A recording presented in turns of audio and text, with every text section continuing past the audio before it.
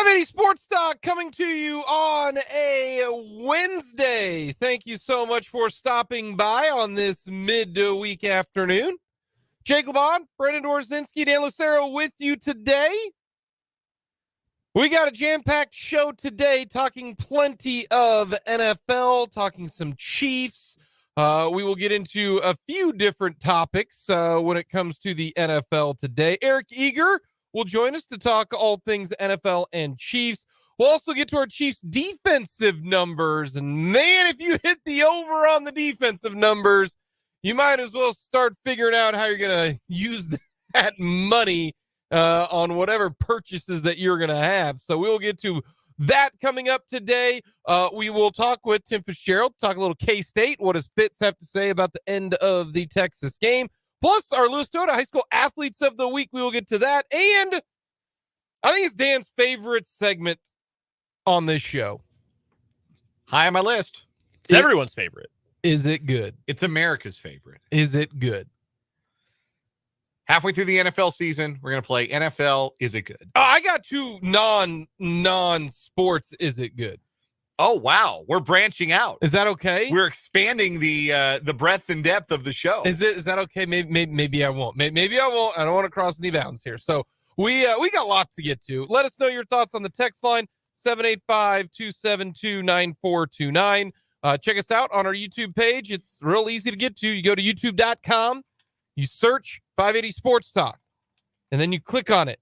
That's our 580 Sports Talk YouTube page. Click on the date, the live stream, click subscribe. It's real simple, real easy to get in touch with us. You can let us know your thoughts on this edition of 580 Sports Talk.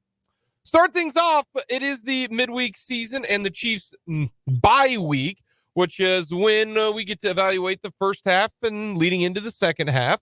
And that's what we're going to continue to do today on the overall side of things. And I actually was interested in this. All right, you can't say Patrick Mahomes. He's not allowed, okay? We've made that rule very, very clear. Quarterbacks should not be among those individual awards for the team because the quarterback is the most important part. If he's not playing well, nobody's going to play well. But let's take out the quarterback aspect of this. Everybody's available on defense. Everybody's available on special teams. So if you were to give the Kansas City Chiefs offensive MVP, who is it? May I suggest Rashee Rice? You can no, you don't suggest anything. This is your first half MVP. There's no suggestions. This isn't, like the suggestion box at the local Applebee's. No, you get if you're voting, who's your offensive MVP? It cannot be Patrick Mahomes. That's cheating. Well, it's probably Travis Kelce, but it feels like a pretty obvious answer too. I mean, guy's got 57 catches, 4 touchdowns. He's only played in 8 games and is still on pace for, his career numbers, even though he's missed a game and had a couple of really slow ones. Mm-hmm. Technically, 3 of his 8 games have been basically nothing. And so he's played 5 games. But Rice is kind of a fun dark horse answer because he's been the most productive of the wide receivers. He is tied with Kelce and Pacheco for the team lead in touchdowns. And I don't know what this passing game would look like without him. And I don't want to consider it, frankly. Okay, so we'll fill it out like an MVP ballot. You get 3 votes, okay? Or 3. Your first, second, and third option, just like the MVP. All right? So I would go Kelce first. Okay. Rice second. Pacheco third. Okay. Who do you got? Kelce first. Okay. I'd probably also put Rice second, by the way. Third. Damn, I mean, there's not really a great option for third, if we're being completely honest. I would go, almost by default, if I can't give you the best player at his position, at the most important position, I'll give you the next best player at his position in the NFL. That's Creed Humphrey. What's interesting is if you look at it, Creed has not had a good year this year, according to the numbers folk. At least PFF doesn't think he's having that great of a year. Who's the highest graded Chiefs O-line? Oh, that's Tooney. Tooney, I think, is always That's good. what I thought. Yeah, but not by less than a point over Creed Humphrey. 73 is the grade at PFF for Joe Thuney, 72.2 for Creed Humphrey. And if you want me to go by position, I can do that as well. Give me one moment, please. Creed Humphrey comes in right now, still top 10 in the league at center from Pro Football Focus's grades. And if you're in the top 10, that's good enough to make an argument for number one, since the grades are kind of all over the place. They've got a player who's graded in the top 10 who's played 3 games, one who's played 5. So yeah, Creed Humphrey's still in that so conversation. He's top 8 at least. If you take out those 2, then he's listed in the top 8. Yeah, if he was there. I can't give it to right now any of the O line, because I don't know if maybe it's because of Andy Reid's play calling, but they're not particularly great at the run blocking side of things. So I can't give it to an offensive lineman. Trey Smith, Creed Humphrey. I just, it blows my mind how, if those 3 guys are among the best in the NFL, that you don't just run behind them. And that might be a Reid issue. Okay. It might not be a trio of offensive linemen issue. That would be my lean, that it is an Andy Reid that thing. Frustrates me so much. I think it's Kelsey, and then I'm going to go Pacheco second, and then I will go Rice third, is the order that I would give my offensive MVPs this year. I wanted to say Pacheco, but the argument I made against myself is, how can I consider a player to be among the most valuable when they're 7-2 and they have severely underused him? Do you think they're doing him the Jet McKinnon treatment to the entire running game? Yeah. No, because I think they already do that with Jet McKinnon. Yeah. And if you're doing that with 2 running backs, Well, to try to keep them both healthy. That's the only thing I can think of. Yeah, but only averaging 14 carries per game, which is interesting. I'm actually surprised it's that high. Yeah. It seems like every single game his box score is 13 to 16 carries, 58 to 68 yards, maybe 1 touchdown. That like is every single game. Exactly his average. 14 attempts per game, 58 yards per game. You're right on. He can handle more than this. Yes, he can. In terms of quality of play when actually on the field, I would also have put him. He's just like, the Chiefs don't even seem to value him. We have a question from the 785 on the text line. We encourage you to text the program. Your thoughts, 785-272-9429. What about Harrison Butker is the question. And I struggle with considering special teams guys in the same vein as offensive players. No, they're completely different. They're a special teams player. But if you're talking about like team MVP, you can certainly put him in the conversation. Yeah. If you're considering all 3 facets of the game, he's been terrific this year. Well, he hadn't missed the field goal. Yeah. He hadn't missed anything. And he missed the kick. No, that's 1,000% special teams to me.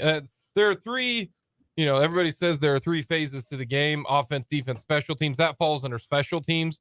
If you do want to say MVP of the team, then yeah, I do think there's that, but that's a different question there. We'll get to special teams MVP if you want to do it right now. It is Harrison Butker. So yes. Special teams MVP. Tommy Townsend's been good, but Butker's been among the best in the NFL. All right, this is maybe more interesting. Who's your defensive MVP for the Kansas City Chiefs? Go 1, 2, 3 again. Chris Jones, number 1. Okay. I would put Trent McDuffie, number 2. Okay. Number 3 is tough. I'm going to go with George Karlaftis. Okay. It's either him or Snead. I'm going to give Karlaftis the tiebreaker. Okay. McDuffie 1, Snead 2, Jones 3. Wow. Okay. What would yours be? Mine would be Chris Jones, number 1, because he gets double teamed every single play. And I still think that is a factor. Number 2 is Trent McDuffie. And number 3, I looked at 3 different guys. I looked at Drew Tranquil. And the reason why I looked at Drew Tranquil is because how many games has Nick Bolton played this year? Nick Bolton has played in 4 games. That's it. 4 of the 9. That means Drew Tranquil, a free agent 1-year guy, came in and has played and started in 5 of those games, and then played a big role in the other 4, because Bolton went out in the middle of one of those games. Yeah. Like, I honestly, Drew Tranquil has been such a huge boost because of depth is key. He leads the team in tackles. Yes. So Drew Tranquil, I thought about it, but he's also got 3.5 sacks, which is, he had 5 sacks last year as a Charger. So obviously a skill set that the Chiefs have looked to utilize. I look at right now, it's the chicken or the egg. What came first, right? Is the Chiefs pass rush really good because the secondary is really good? Or is the secondary really good because of the Chiefs pass rush? Those two go hand in hand, but there's always, to me, in this aspect of it, one might be a little bit more than the other. And I think the Chiefs secondary is that good that it helps out the pass rush. See, And I'm on the opposite side. See, I think McDuffie's good. I think Snead is good. I don't think either of them are in all-pro consideration without how well this defensive front is playing. And the way that I will say I think the secondary's played that well in the game against the Dolphins,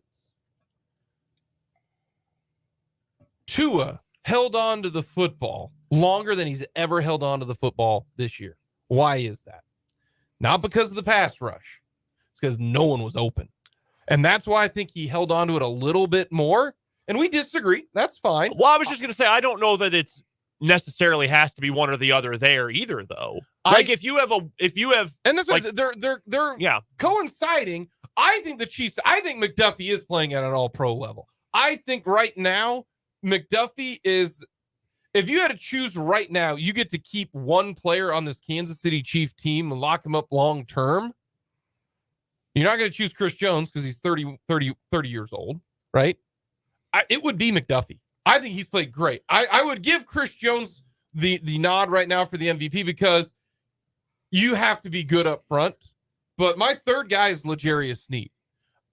I think right now the secondary has benefited, or the secondary has helped the defensive line get pressure. I really do think that's how good the Chiefs secondary has played this year. So I would go Jones, McDuffie, and then Sneed. And number 4, the 3 guys that were for my number 3. Number 1 and 2 were pretty easy for me in McDuffie and Chris Jones. Mm-hmm. It was either Karlaftis because of what he's done this year, and we'll get to his over-unders coming up in the 3 o'clock hour. His effort rate is incredible. It really is. It's Karlaftis, it's Sneed, and then it is Drew Tranquil, just because of more so need and situation of him having to step in and play well. Yeah, if you want to talk this year. If you want to talk about value, I mean, how much more valuable can he be than being the guy who has stepped in for a player, Nick Bolton, who's one of the best off-ball linebackers in the league, and making sure that this defensive unit really hasn't missed a beat with him gone. That's pretty valuable. If you look at the free agents that they've signed this year, man, they're playing really, really well. And you want to know who might be number 3 by the end of this year? It might be Charles Omenihu. Charles Omenihu has made a huge impact in the games that he's been back already. He really has. So that is a huge benefit for this Kansas City Chief team. We know that's it. So if we tallied up all of our points, who would be the MVP? Kelsey on offense. So you had who number 1? Jones. I had Chris Jones. So yeah. Chris Jones. Then you had McDuffie, Sneed, and Jones. And the reason I have Jones third is because he came into the season saying he wanted to win Defensive Player of the Year, and he's on pace for 11 sacks. Yeah. That's a good year for an interior defensive lineman. It's a great year, but I expected a little more production from Chris Jones to this point. It was a sack a week through his first 5 games. He's kind of been quiet the last couple of weeks. Guess got to see Chris Jones turn it on here in the second half. So what that gives Jones 5, McDuffie. We all had McDuffie at what? You had McDuffie at 1. I had McDuffie 1. I had him second. So we got a tie. We have co-MVPs. If you go, each one is a single vote. If you weight them differently, then Chris Jones would get it. Yeah. Wait, wouldn't it be Chris Jones anyway if everything was worth 1 vote? No, because I had him first. You had him first. That's 2 votes versus 1 vote. And if you weight them, well, yeah, it would still be more for Chris Jones. Well, McDuffie is 1-2-2. Jones is 1-1-3. He had him third. Oh, okay. Well, you're okay. We're tabulating it differently. If you did like 5-3-1, then it it would be Chris 11 Jones. points for Jones. If you just and it would be 11 points for McDuffie, and it would be co-MVPs. So, okay, co-MVPs. You've got. It just depends on how you score it. Yeah, but 1-1-3 or 1-2-2, because McDuffie's number 2 on at least 2 or 1 on all of ours. Dan thinks Chris Jones stinks. Yeah, I heard him talking smack. See how I did that? Man, you're going to have him in my Twitter mentions, man. I don't need this. I don't need this in my life. So that's kind of the midway point for the Kansas City Chiefs on who we think is the best this year, special teams MVP as well. And if I had to give the coach of the year, you want to know who I might? Spags has been great, but I wonder will Merritt ever get anything more than a defensive back coach? He's been great with this defensive back unit. He's been so good. But Spags has been outstanding getting this unit to play the way it is. That's the one thing that I will say about this. I would also say if I was going to give it to someone who wasn't a coordinator, I'm going with Joe Cullen. D-line coach. Yeah. Okay. Yeah, the Chiefs, defensively, the Chiefs, have never been a tremendous defense. Maybe this year is when somebody poaches an assistant coach off the Kansas City Chiefs. Don't think Spags is. I think Spags will retire as the defensive coordinator for the Kansas City Chiefs. I assume so. That would be my guess. No one's going to hire a 63-year-old defensive coordinator right now. No one's going to do that. How old was Fangio when he got his job? However old he was, it was his first job. Yeah. He was the head coach of the Broncos starting in 2019, so he would have been 61 years old. Yeah. Okay. It's bold decision, but we already have seen Spags coach before. Yeah, and that's unfortunate because of I feel the like situation in St. Louis was not good. And correct me if I'm wrong. I feel like we have heard from Steve Spagnuolo say before that he's not really worried about being a head coach again. I think he says, I like where I'm at right now. Okay. Yeah, that type of thing. I mean, why wouldn't you? A great situation. You're a good friend as the head coach. You win all the time. You only ever need to be like decent and you've got a chance to win rings. Like, that's pretty nice. Yeah. Especially at 63. Now, if he was 43, might be a little different. Yeah. Coming up next, a big question over one of the premier franchises in the NFL. What's going to happen with the Patriots? We'll get to that next.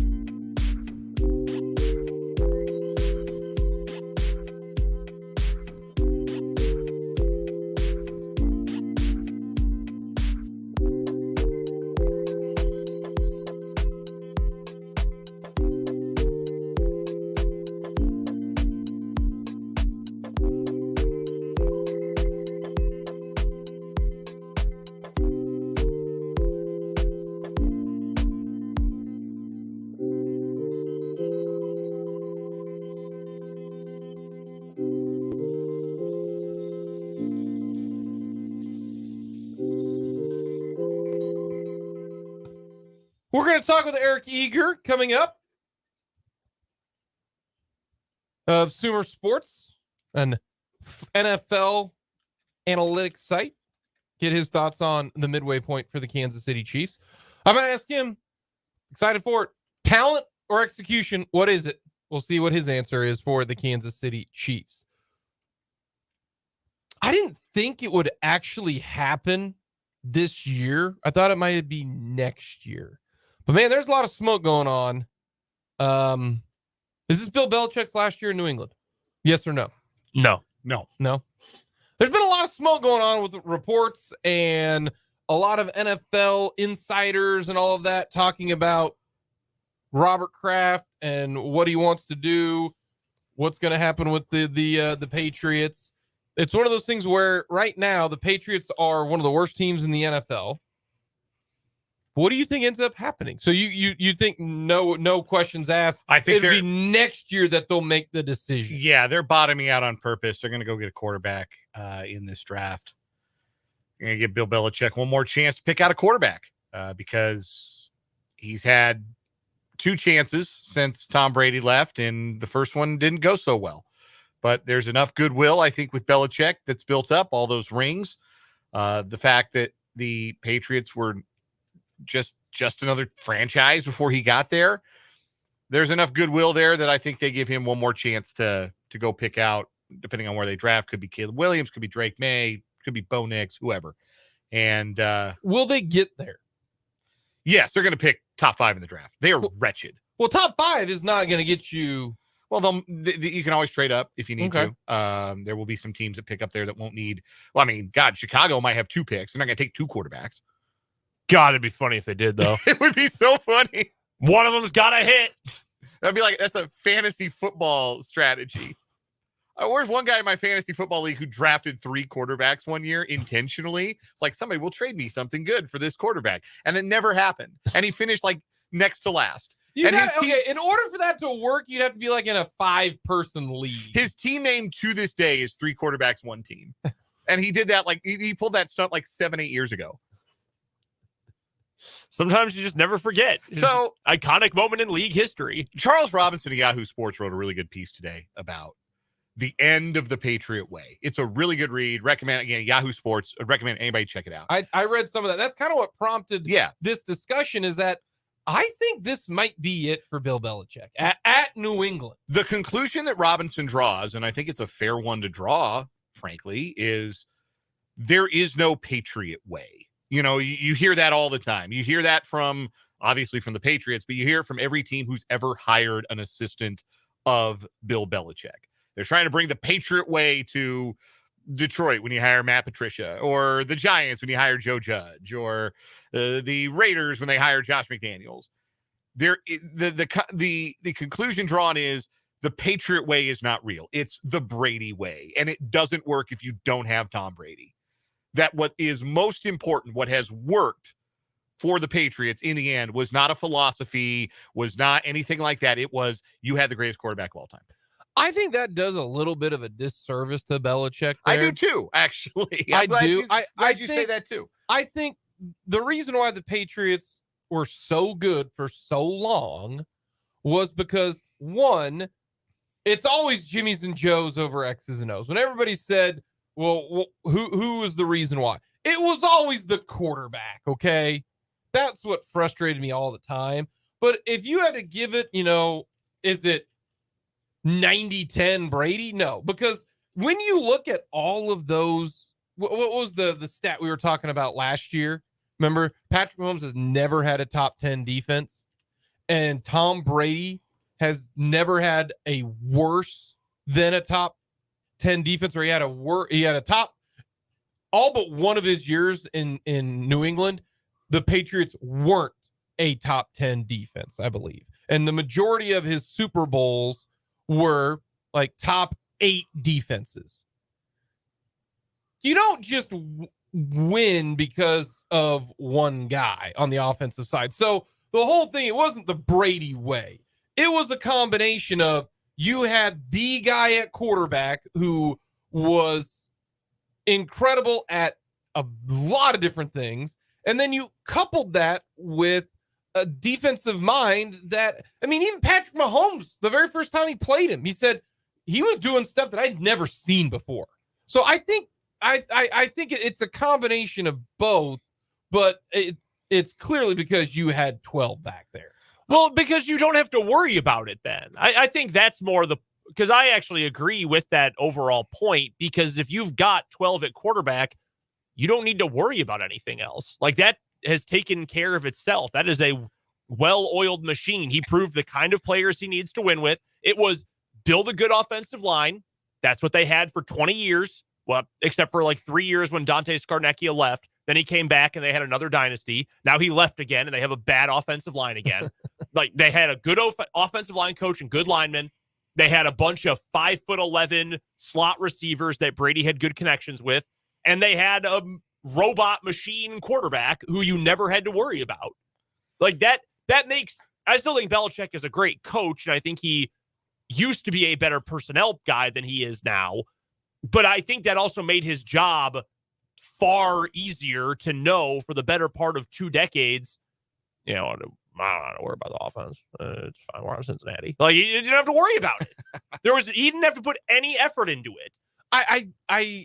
I'm not disagreeing with you, but I also think having a top 5 defense, 70% of the time, They won those. They won those first 3 at least the first 2 titles with Brady before Brady was like all caps Tom Brady, greatest of all time. Well, the 3 out of 4 when that first dynasty, run, that was because of the first one absolutely, and the second one mostly, and then the third one, that was when Brady really started to become the quarterback that we saw the rest of his career. But that was still a team built on the back of what it did. So will you be surprised if he's gone? I won't be. I guess I wouldn't be surprised. I lost the capacity to be surprised by things like that a long time ago.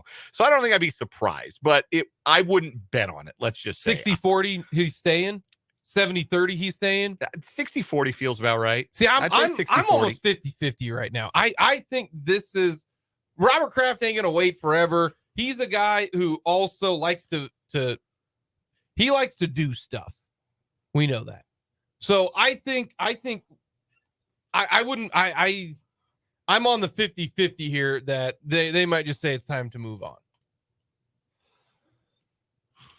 I don't know. I would doubt that. I think next year for sure, if he has another year like this. See, I don't think that's true though if they take a quarterback. I think Robert Kraft is too smart for that. Like, if you told me Mark Davis was going to do something like that, because we have talked about before, Mark Davis cares about his team, but doesn't like really get football, like doesn't really understand what it takes to build a winning football team. I'd say, no, yeah, I would get that. But so if I think Kraft and that organization are too smart to say, we're going to give him one more year, so to speak, with a rookie quarterback. So it's one of those things where Robert Kraft needs to decide this year if Bill Belichick's going to be their coach for the next 3. Yes, I would agree with that, and I do believe they will keep him for that. Wow. All right. This is a very difficult situation to be in because of who he is, because it's Bill Belichick, because he's been with the Patriots since, the start of all of this. That's what makes it interesting. I do wonder how much Robert Kraft cares about public perception, because on one hand, you would say, who cares? You've got more money than anyone could ever hope for. You own an NFL team, all these rings. Like, what do you care if people don't like you? But billionaires have egos, and billionaires like to be liked. And if you fired Bill Belichick specifically before he got to Don Shula's record, which until this year was like a foregone, obvious, no-duh conclusion that he was going to get to, I bet you there would be some people who would not be very thrilled with Robert Kraft for doing that. That's one of the, underlying storylines for how the rest of this year goes, because there ain't a whole lot of wins on New England's schedule the rest of the way. I hate to break it to old on to Cincinnati. This is a difficult situation. He's on to the Senior Bowl is what he is. Coming up next, Eric Eager will join us to talk a little Chiefs football.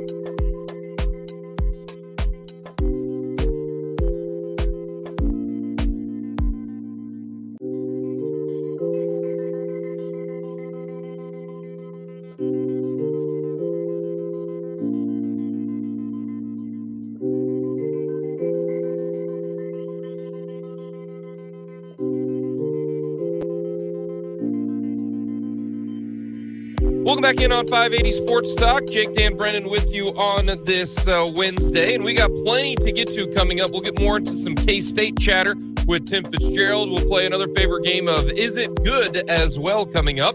But right now, we're going to talk all things NFL and some Chiefs with Eric Eager, longtime guest of the show. Eric Eager is the VP of Sumer Sports. You can follow Eric on Twitter at Eric_Eager. Eric, how you doing here on this bye week for the Chiefs in the midway point through the season? I'm doing great. I think that it's been a fun season so far in a lot of ways. Like we've gotten to see the Chiefs play football a little bit of a different way than we're used to, and I'm excited to see kind of how this thing evolves as they continue to try to win another Super Bowl. Alrighty, if I told you at the beginning of the year the Chiefs will be 7-2 record-wise at their bye week, what would you say? I'd be happy with that. I think when you look at the number of ways in which they can kind of slip up, the Chargers game, Detroit was going to be always going to be a tough one, and they go through. You didn't expect them to lose to Denver, but you probably expected them to slip up at some point, a la the Colts last year. So I think it's 7-2 first, with the 1 seed in the conference kind of in their hands right now. I think that it's been pretty solid. Alrighty, when you look at the Chiefs' offense right now, do you think they will figure it out, or do you think this is going to be the offense the rest of the year? I think it'll get better. I don't think it'll be what we saw last year, where even though, everybody's, pretty happy about the fact that they trade Tyreek Hill and they still have great offense. I think they have good offense. I think they have top 5 offense in a league that, where offense is pretty suppressed the first part of the season. But I don't think they'll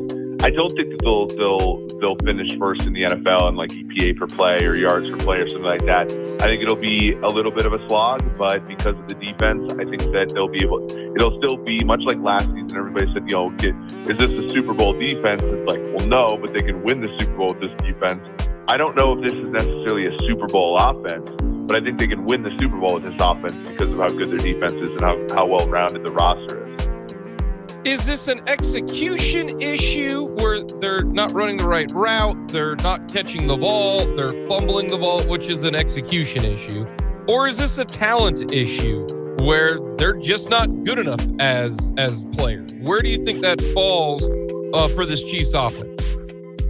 I think that they're not good enough at some spots. I think Sky Moore's hasn't been, what I think people expected him to be. I think Marquez Valdes-Scantling this is probably his worst year as a pro, which is disappointing given he came on a little bit in the conference title game last year. He had a much better start to last year than he has had this season. I think that Rashee Rice is pretty good. They're not necessarily leaning in on him as much as they probably could.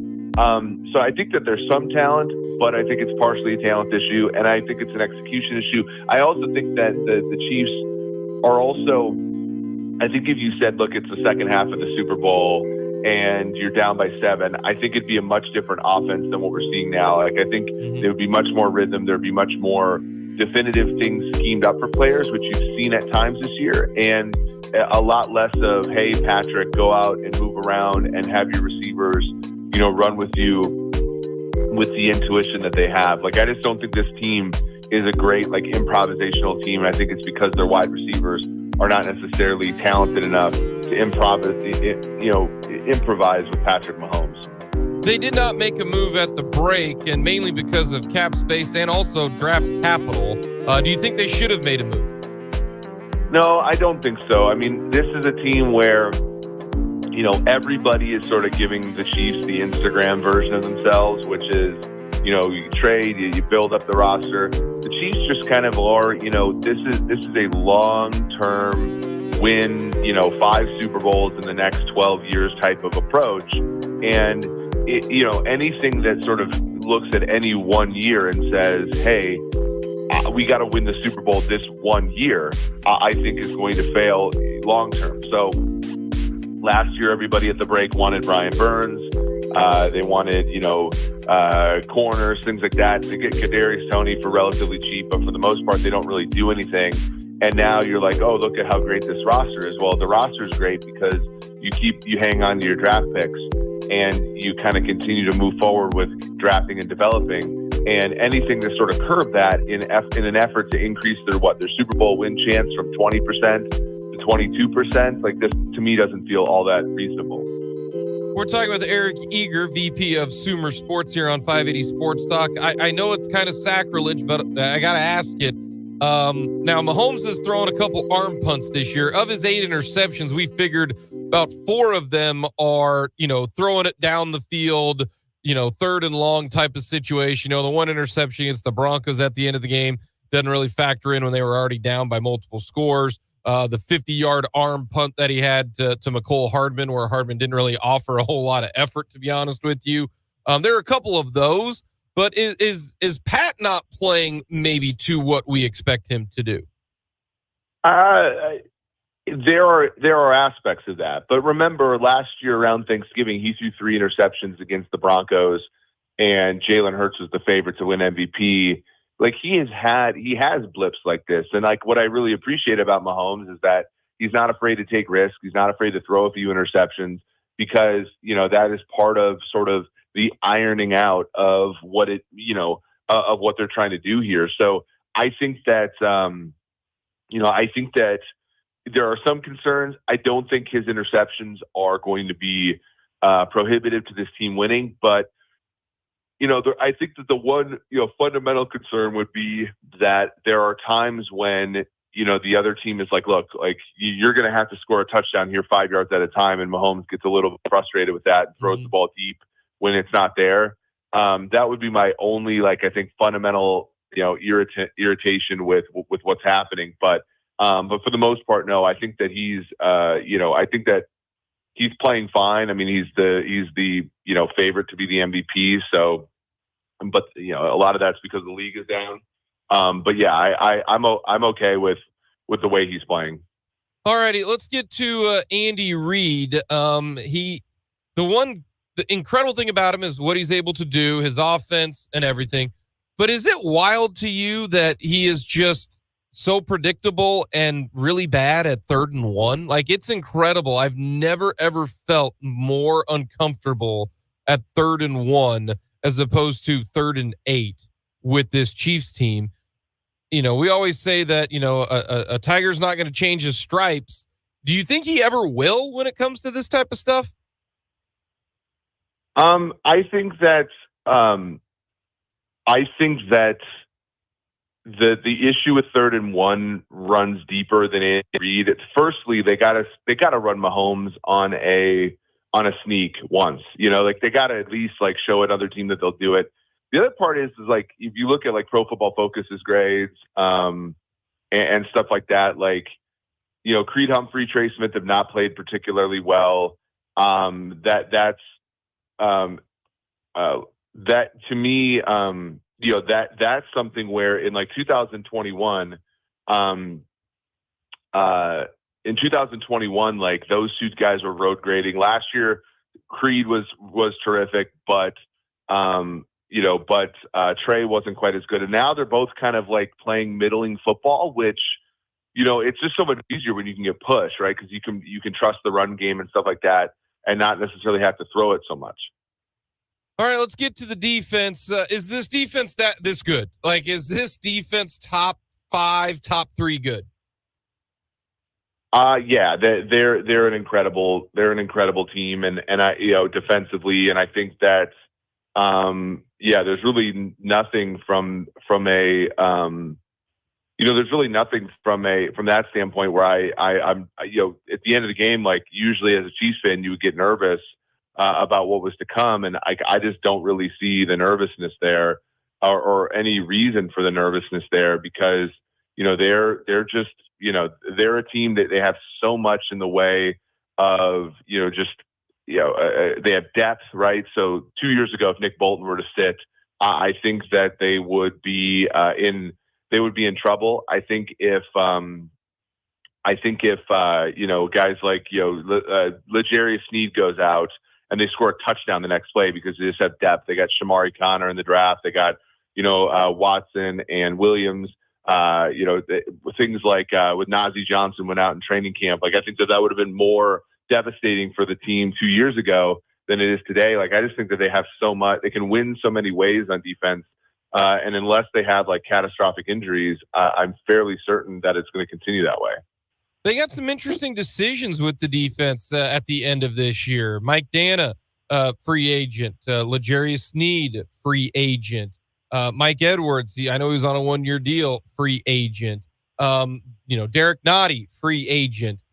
Willie Gay, free agent at the end of this year. What are they going to do with the defensive guys? I think that there's an outside chance that they bring back Sneed, but I think every one of those players is probably going to find more money elsewhere. I think that that's, part of this thing too, right? In the Belichick, Patriot paradigm, people didn't really stay for big money, right? It was very rare that Belichick would back up the truck for players other than Gronk and, Brady and stuff like that. So I think that, Sneed has a chance. But I think if you go into next year with Shamari Connor and obviously McDuffie, Williams, Watson as your corner, inside slot guys, like, I think that they're probably okay with that, especially given that they have draft picks coming up. So it'll be interesting.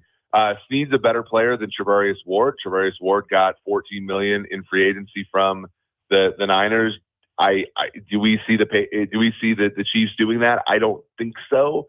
And I think for guys like Michael Dana and others, it'll be a similar calculus. Why? A few just generic football questions. Why do you think offense is down this year and defense is up? Defenses are much better at stopping the run with light boxes. I think running backs in the NFL have also, at the beginning of the year, they were kind of like, hear me roar. We're going to sit out. We're going to fight for contracts. And kind of like every one of those guys has, Josh Jacobs has been bad. Tony Pollard's been bad. Barkley has been injured, but also not effective when he's played. So I think the running game is the big one. The passing game has been mostly the same as before. So I think it's the running game, which had ticked up because teams had run these too high shells and stopped offenses from, making big plays. At least they could run the football last year. This year, it has not turned out quite as well. Alrighty, last two here. What's the biggest surprise in the NFL right now? I think the biggest surprise is that Buffalo seemingly can't win close games. I think that that's a big one. I think another big surprise is, sort of how bad New England has been. I think a lot of people bet they're over at 8.5 wins, 7.5 wins, depending upon where you got it. I don't think they're even going to come close. Alrighty. And right now, if you had to place a wager, who would be in the Super Bowl? Detroit and Kansas City. Really? You're big on Detroit. I know you were, restore the roar last year, but you're big on Detroit this year. Yeah, I like the Eagles a lot. I'm a big fan. I think I like the Cowboys as well. The Niners, of course, too. But I think there's so many ways in which those teams can lose. We saw it with Hurts' knee the other day. Dallas always seemingly steps on their own junk when it comes to plays that matter. And then I think San Francisco, you really have questions about the quarterback. So I'm going to go with Detroit. I know it's a little bit more of a long shot, but if you look at their schedule, they have a really, really, really easy path to the 1 seed, whereas Philadelphia's got to go and play Kansas City in Kansas City next Monday. Well, as always, we appreciate the time, Eric. Enjoy the rest of this week. Games coming up on Sunday. We appreciate it. Thanks, man. Have a good one. Eric Eager, Consumer Sports, formerly of Pro Football Focus. Always fun to run down Eric Eager. Not too high on the Chiefs weaponry, if you will. MVS not playing like he's done in the past.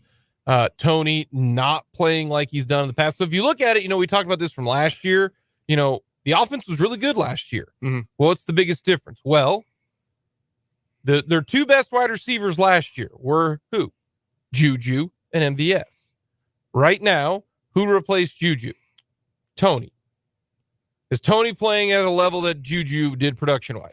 No, Not even close. you combine him and Rashee Rice and Sky Moore, and they're not at the level. Yep. Yeah. And then has MVS played as well and has been as productive as last year? No. There's your reason why. Like that's your offense. That is why it is not going as well. So they have either misevaluated their talent at the wide receiver spot, which, look, it happens. Like Brett Veach and the Chiefs staff, they've done a pretty terrific job when it comes to player evaluation in a lot of different spots over the years. And sometimes you have a blind spot, or sometimes you just miss. Sometimes you have a plan and it doesn't come together. And it has yet to, through 9 games, come together for this group of wide receivers. The big question is going to be in the second half. How do you make it work? How do you make it shake? How do you get this offense to perform at a level? Because as we've discussed, they don't need to be 2018, 2019, 2020 good. They just need to be, if they're a top 5 offense at the end of the year, I feel very confident in saying if they're playing at a top 5 level as we go into December, they're going to win the Super Bowl. Like, they're going to, because I think the defense is that good. I think if you are playing that, I think anything can happen in a Super Bowl. Well, yeah, I mean, you know, like the thing is just as confident as you can be. Yeah, like you allow for any given Sunday and all that, but Yeah. if you'd rather I rephrase it, they will be significant favorites going into January. Yeah. I you know, everybody talks about, oh, if you don't win the Super Bowl, blah, blah. Like, honestly, if you just get to the title game, it's a great year because, I mean, look at the Super Bowl last year. If the ball doesn't bounce up towards Nick Bolton, who knows how that game goes? Do the Chiefs get 7? I mean, so much of it is when it comes to it, it's you know, just give yourself a best chance and hopefully, good Lord willing, it'll work out. Coming up in the 3:00 hour, we will talk more about the defense. We are halfway through. We'll go to our over-unders that we did at the beginning of the year. And I got a little either or, and we will talk with our high school athletes of the week. We will get to that coming up here in the 3:00 hour on 580 Sports Talk.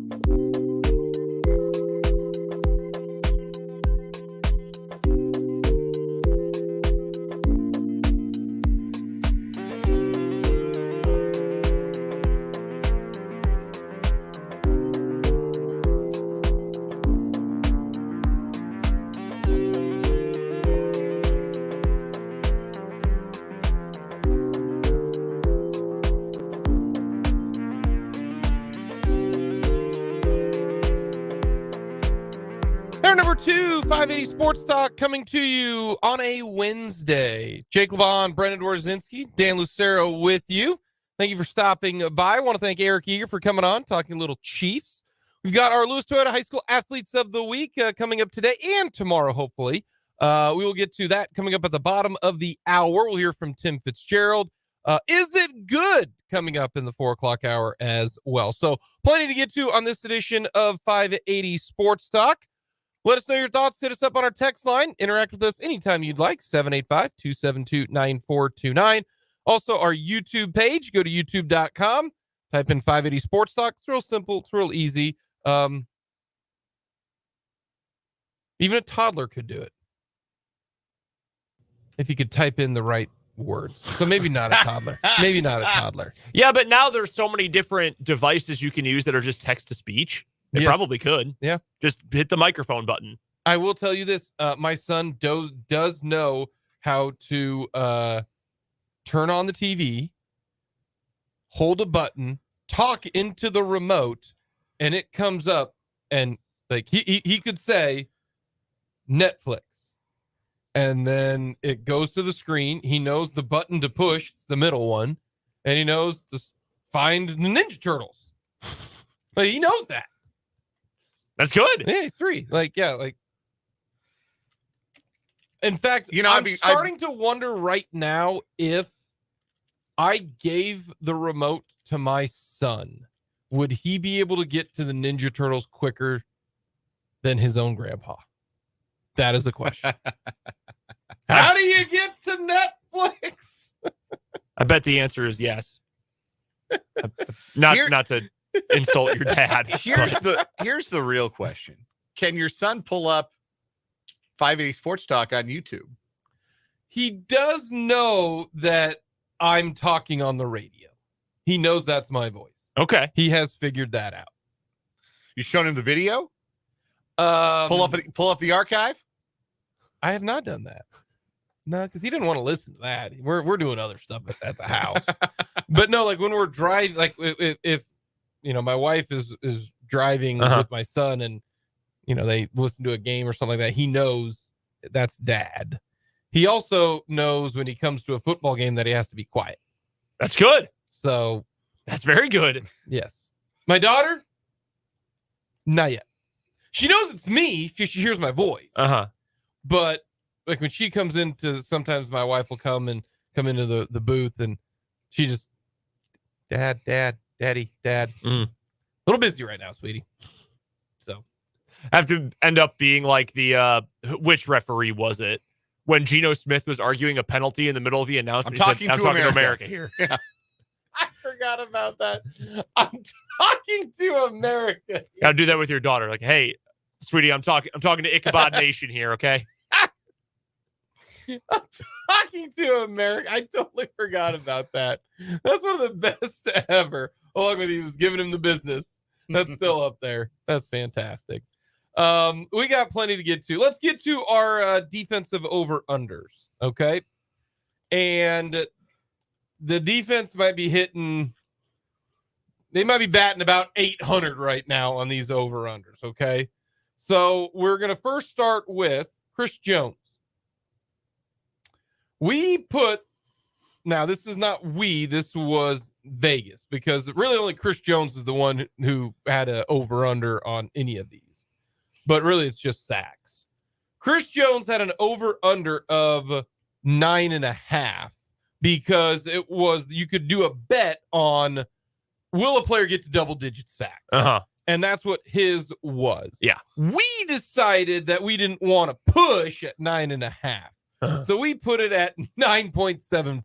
Yeah. Well, he's got 5.5 sacks right now.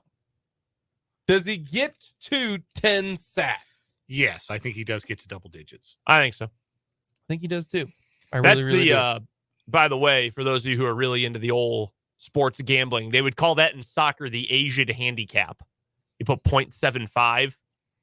It's a soccer betting thing. Okay. I may or may not have learned that while betting on like 3rd division Lithuanian soccer this summer. Buddy. I was really bored, man. Man, they got phone numbers. I was bored. I can give you the FanDuel number, bud. Yes, don't remember. Yeah, you both could, I'm still sure. remember the disclaimer by heart. I'm not lying to you right now, bud. That's a problem. It right wasn't there. actually third division Lithuanian soccer, but it definitely was, I think, second division Spanish soccer. Oh, It was Oh, that's clearly fine. it was What are you definitely talking about, Dan? Dos Liga or whatever. I don't know what they call it. I mean, to quote Dan, that's like guys have a job at the box factory while also playing soccer. Listen, Brendan, Division does- Lithuanian. I think they smoke cigarettes while they play. I hope they do. Glenn Dawson would be proud. Tackles for loss for Chris Jones. We put the over under at 13.5 because that's what he's been having, year in and year out. This year, he's got 5. Chiefs as a team have 40 tackles for a loss. I don't know if that's a low number relative to the rest of the league. And not a whole lot of NFL key stats are tackles for loss. So 5 is his number right now? Yeah. That would be the league leader right now is 13. Micah Parsons? No, Micah Parsons is tied for 4th at 10. Third is Aaron Donald with 11. Tied in first, Danielle Hunter of the Vikings. And the guy who right now I would call the defensive player of the year, Max Crosby. Because last year he had 17 last year. That's a lot. Chris Jones did. So a little bit down this year. Games played 14.5. Now we didn't know when he was going to play when he did this. He only missed 1, but he's missed 1 already. Does he get hurt the rest of the way?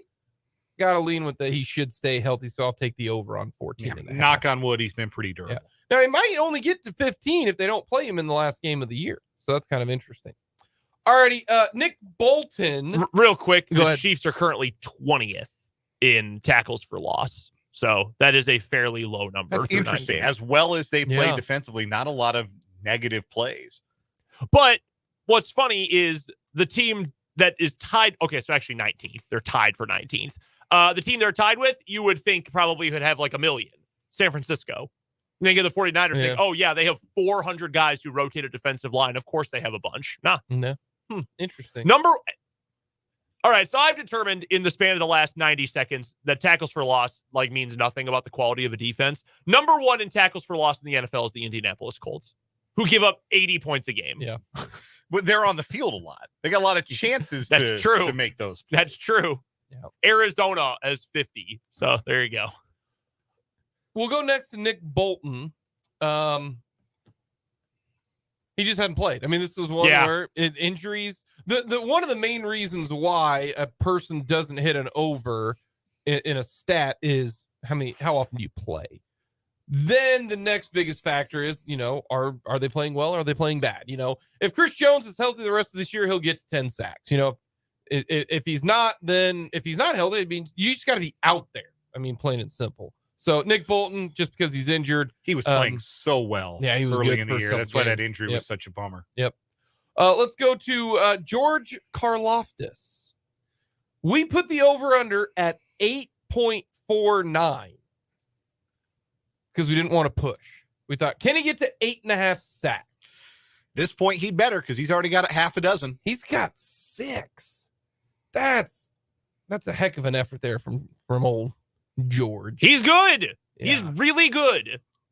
He's really good, but a part of me thinks he's really good. I think he tries the hardest out of anybody on the Chiefs. Great motor. Like he's a try-hard. He's a PE all-star. We used to call those PE all-stars in high school. Oh, we called them Gym Warriors. Gym Warriors. Yeah, Yeah. we're like, wow, okay. I was. Eric over there being PE all-star. Yeah, we get it, dude.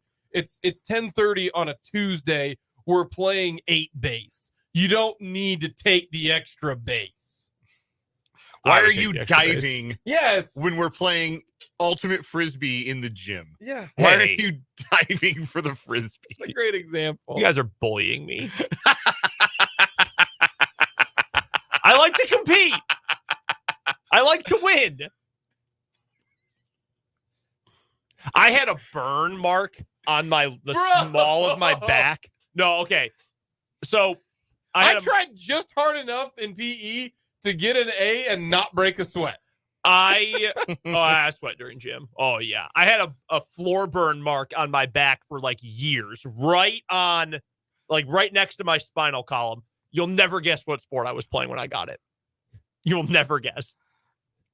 Was it, I don't know, floor hockey? Nope. No, it's got to be something just ridiculous, like parachute day or something like that. No, but it does begin with a P. Pickleball. Buddy, you're trying way too hard if you're diving in pickleball. I wanted to win. Especially in PE.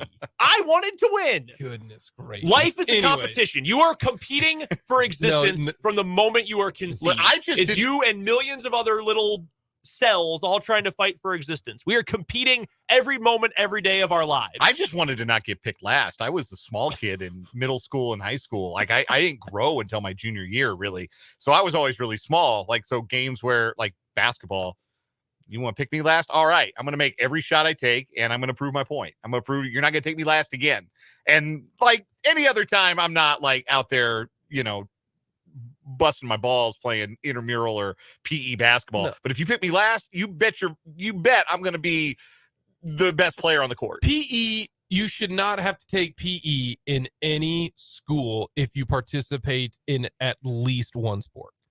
In Illinois, it's actually required. Oh, it's required here in the state of Kansas too. You have to not daily though. No, however it's set up, if you're block scheduling or anything. Yeah, in Illinois, every student has to take it every day. Like, that's ridiculous. I took PE once my junior year. One of my baseball teammates was one of those tryhards. After a game of ultimate frisbee, he punched a bleacher and broke his hand. Oh, that's really dumb. That's the start of the baseball season. All I did in PE was try just enough to get an A because I did not care about PE. Our school I just wanted a good grade. If you were an athlete, when you were in season, you took study hall instead of gym. They put you in a See, that's really smart. Athletes, yeah. That's very smart. That's what should happen. Yeah. It's ridiculous. So the couple of years that our school was actually good at football, like football players wouldn't take gym a whole semester. Good. They don't need to. You're playing football. George Karloftis. Yeah, George Karloftis. Over under.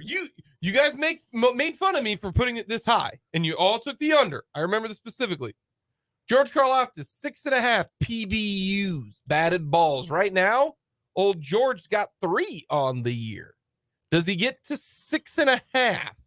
He's really good at that. He's very good. Honestly, I thought this was going to be higher than he already had. Yeah, it looks to be a actual repeatable skill for him, not just something that, right place, right time. It looks like that's a skill, a knack that he has. Last year, he ended up with 7. He's got 3 this year.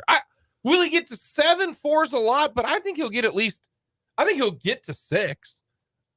I think he'll get 3 in the next couple of games. I think he'll get 1 every other game. Yeah. I really do. I think that's going to be the case for George Karloftis. So those are 2 of the big ones for George.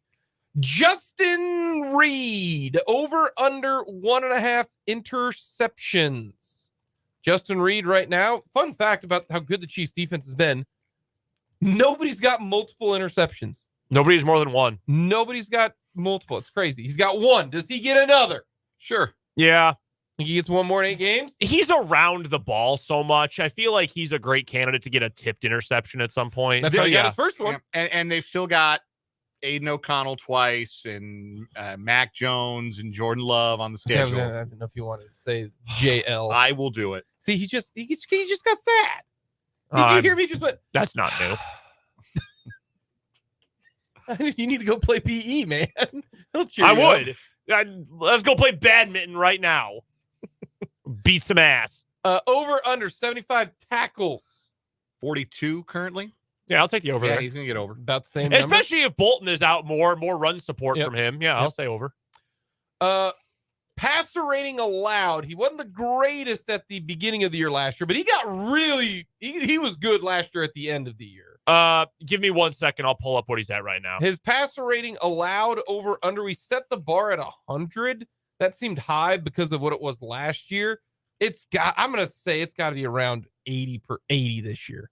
That would be my guess, is that his allowed would be around 80. Yeah, the reason we went with 100 is that in 5 years, he had been well over twice, well under twice, and almost right at it last year.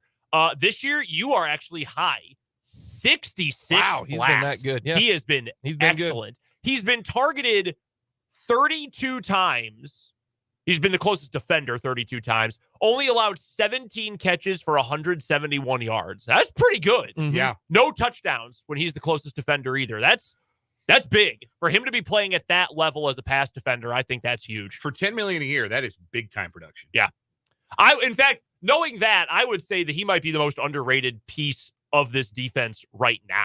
I can see because that. I feel like we've barely talked about Justin Reed, but he's had a really good year. After was it week 1 where he was terrible? In first half of week 1, Yeah, he was missing in run support, he was missing tackles, blew a coverage, but he played better in the second half of that game, and he's been great since. Yeah. All right, let's get to. I don't know if he's an overachiever or if this is what he is, but I remember this as well. You both took the under on Mike Dana. Mike Dana, we put the over-under at 5 sacks for Mike Dana. And you guys both said the under.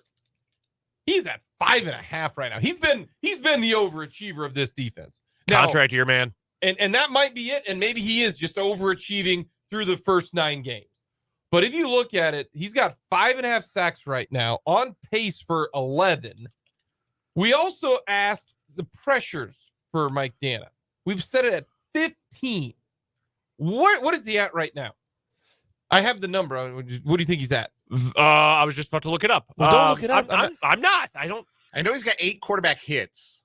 So yeah, I mean, I would say he's got double-digit pressures. 25. No, that's a lot. That's like, well, I'm going with Pro Football I'll Reference. say 13. Yeah, oh, okay. All right. Yeah, I overestimated there. All right, 20. Yeah. He's got 12 right now. 12 pressures and 5.5 sacks. Last year, he had 16 in the year. This year, he's got 12. So he is going to hopefully blow that out the water, which he has been a huge boost for the pass rush, but he's also good at covering and stopping the run. That's where Mike Dana played too well this year for the Chiefs to bring him back. Yes, correct. They did that, and that's a bummer. Which, honestly, good for him. Yes. The whole hope there is when I talk with Eric Eager, Felix Uzama is the guy that takes over for Mike Dana next year. Like that's the guy. Yeah. Like, Felix is essentially getting a red shirt year. They just haven't needed him. And I don't think it's a knock on Felix. I think that he just that's for the best. Yeah, where he's in the depth chart. And he's a younger guy. We talked about this when they drafted him. He's got a chance to mature and get stronger and learn. Yeah. But that's the hope. Okay, Dana leaves. Now you fill in with Felix Uzama. Let's go with Trent McDuffie. We had the over-under at just 1.5 interceptions. He doesn't have an interception in his career. That's crazy to me, but he doesn't. Does he get 2 interceptions the rest of the people don't throw at him. That's the thing. He's been really, really good. Like if you watch the cut-ups of McDuffie against Tyreek Hill, maybe the biggest thing from that game was that Tyreek Hill did not dust Trent McDuffie. Like McDuffie, he's got sneaky speed. He really does, because he's right step and step with Tyreek Hill a lot. He's going to be one of those guys who doesn't get interceptions, but he's good. He's terrific. He is. Doesn't have a sack either this year. So we had it 1.5 interceptions, 1.5 sacks, 15.5 games played because he got hurt and was hurt in preseason, during training camp, was hurt last year, obviously, played in every single game. Trent McDuffie's been awesome. Really, really good. The last one that we had was Felix Uzama, and we put and it was probably unfair for Felix, because Karlaftis just got so many more reps than he did last year. So he tried to split the difference between 0 and Karlaftis' number last year of 6. And Felix has half a sack. Does he get any more? The problem is he had to get all of his sacks at the beginning of the year, because now Menahu's back. And unless somebody gets hurt, either Karlaftis, Dana, Jones, or Menahu, those 4, he's only going to get limited reps for the rest of this year. So So what does he have right now? just a half a sack. Yeah, I don't think he'll get to 3.5. He's got a half a sack, and how many pressures does he have here? Hold on just a second. He has 6 pressures and a half a sack this year. Yeah, I don't think he's gonna get higher than that. I think he'll get one more. I'm gonna give him 1.5 for the You year. gonna do one? I'm gonna give him one. You're gonna do one. So those are some of the numbers for the Chiefs and their over-unders, where already you're looking at Jones looks like he's going to be on pace. Karlaftis, Reed, Dana, a lot of really good numbers for the Kansas City Chiefs this year. Coming up next, we got either or over-under, and then we'll get to our Lewis Toyota High School Athletes of the Week.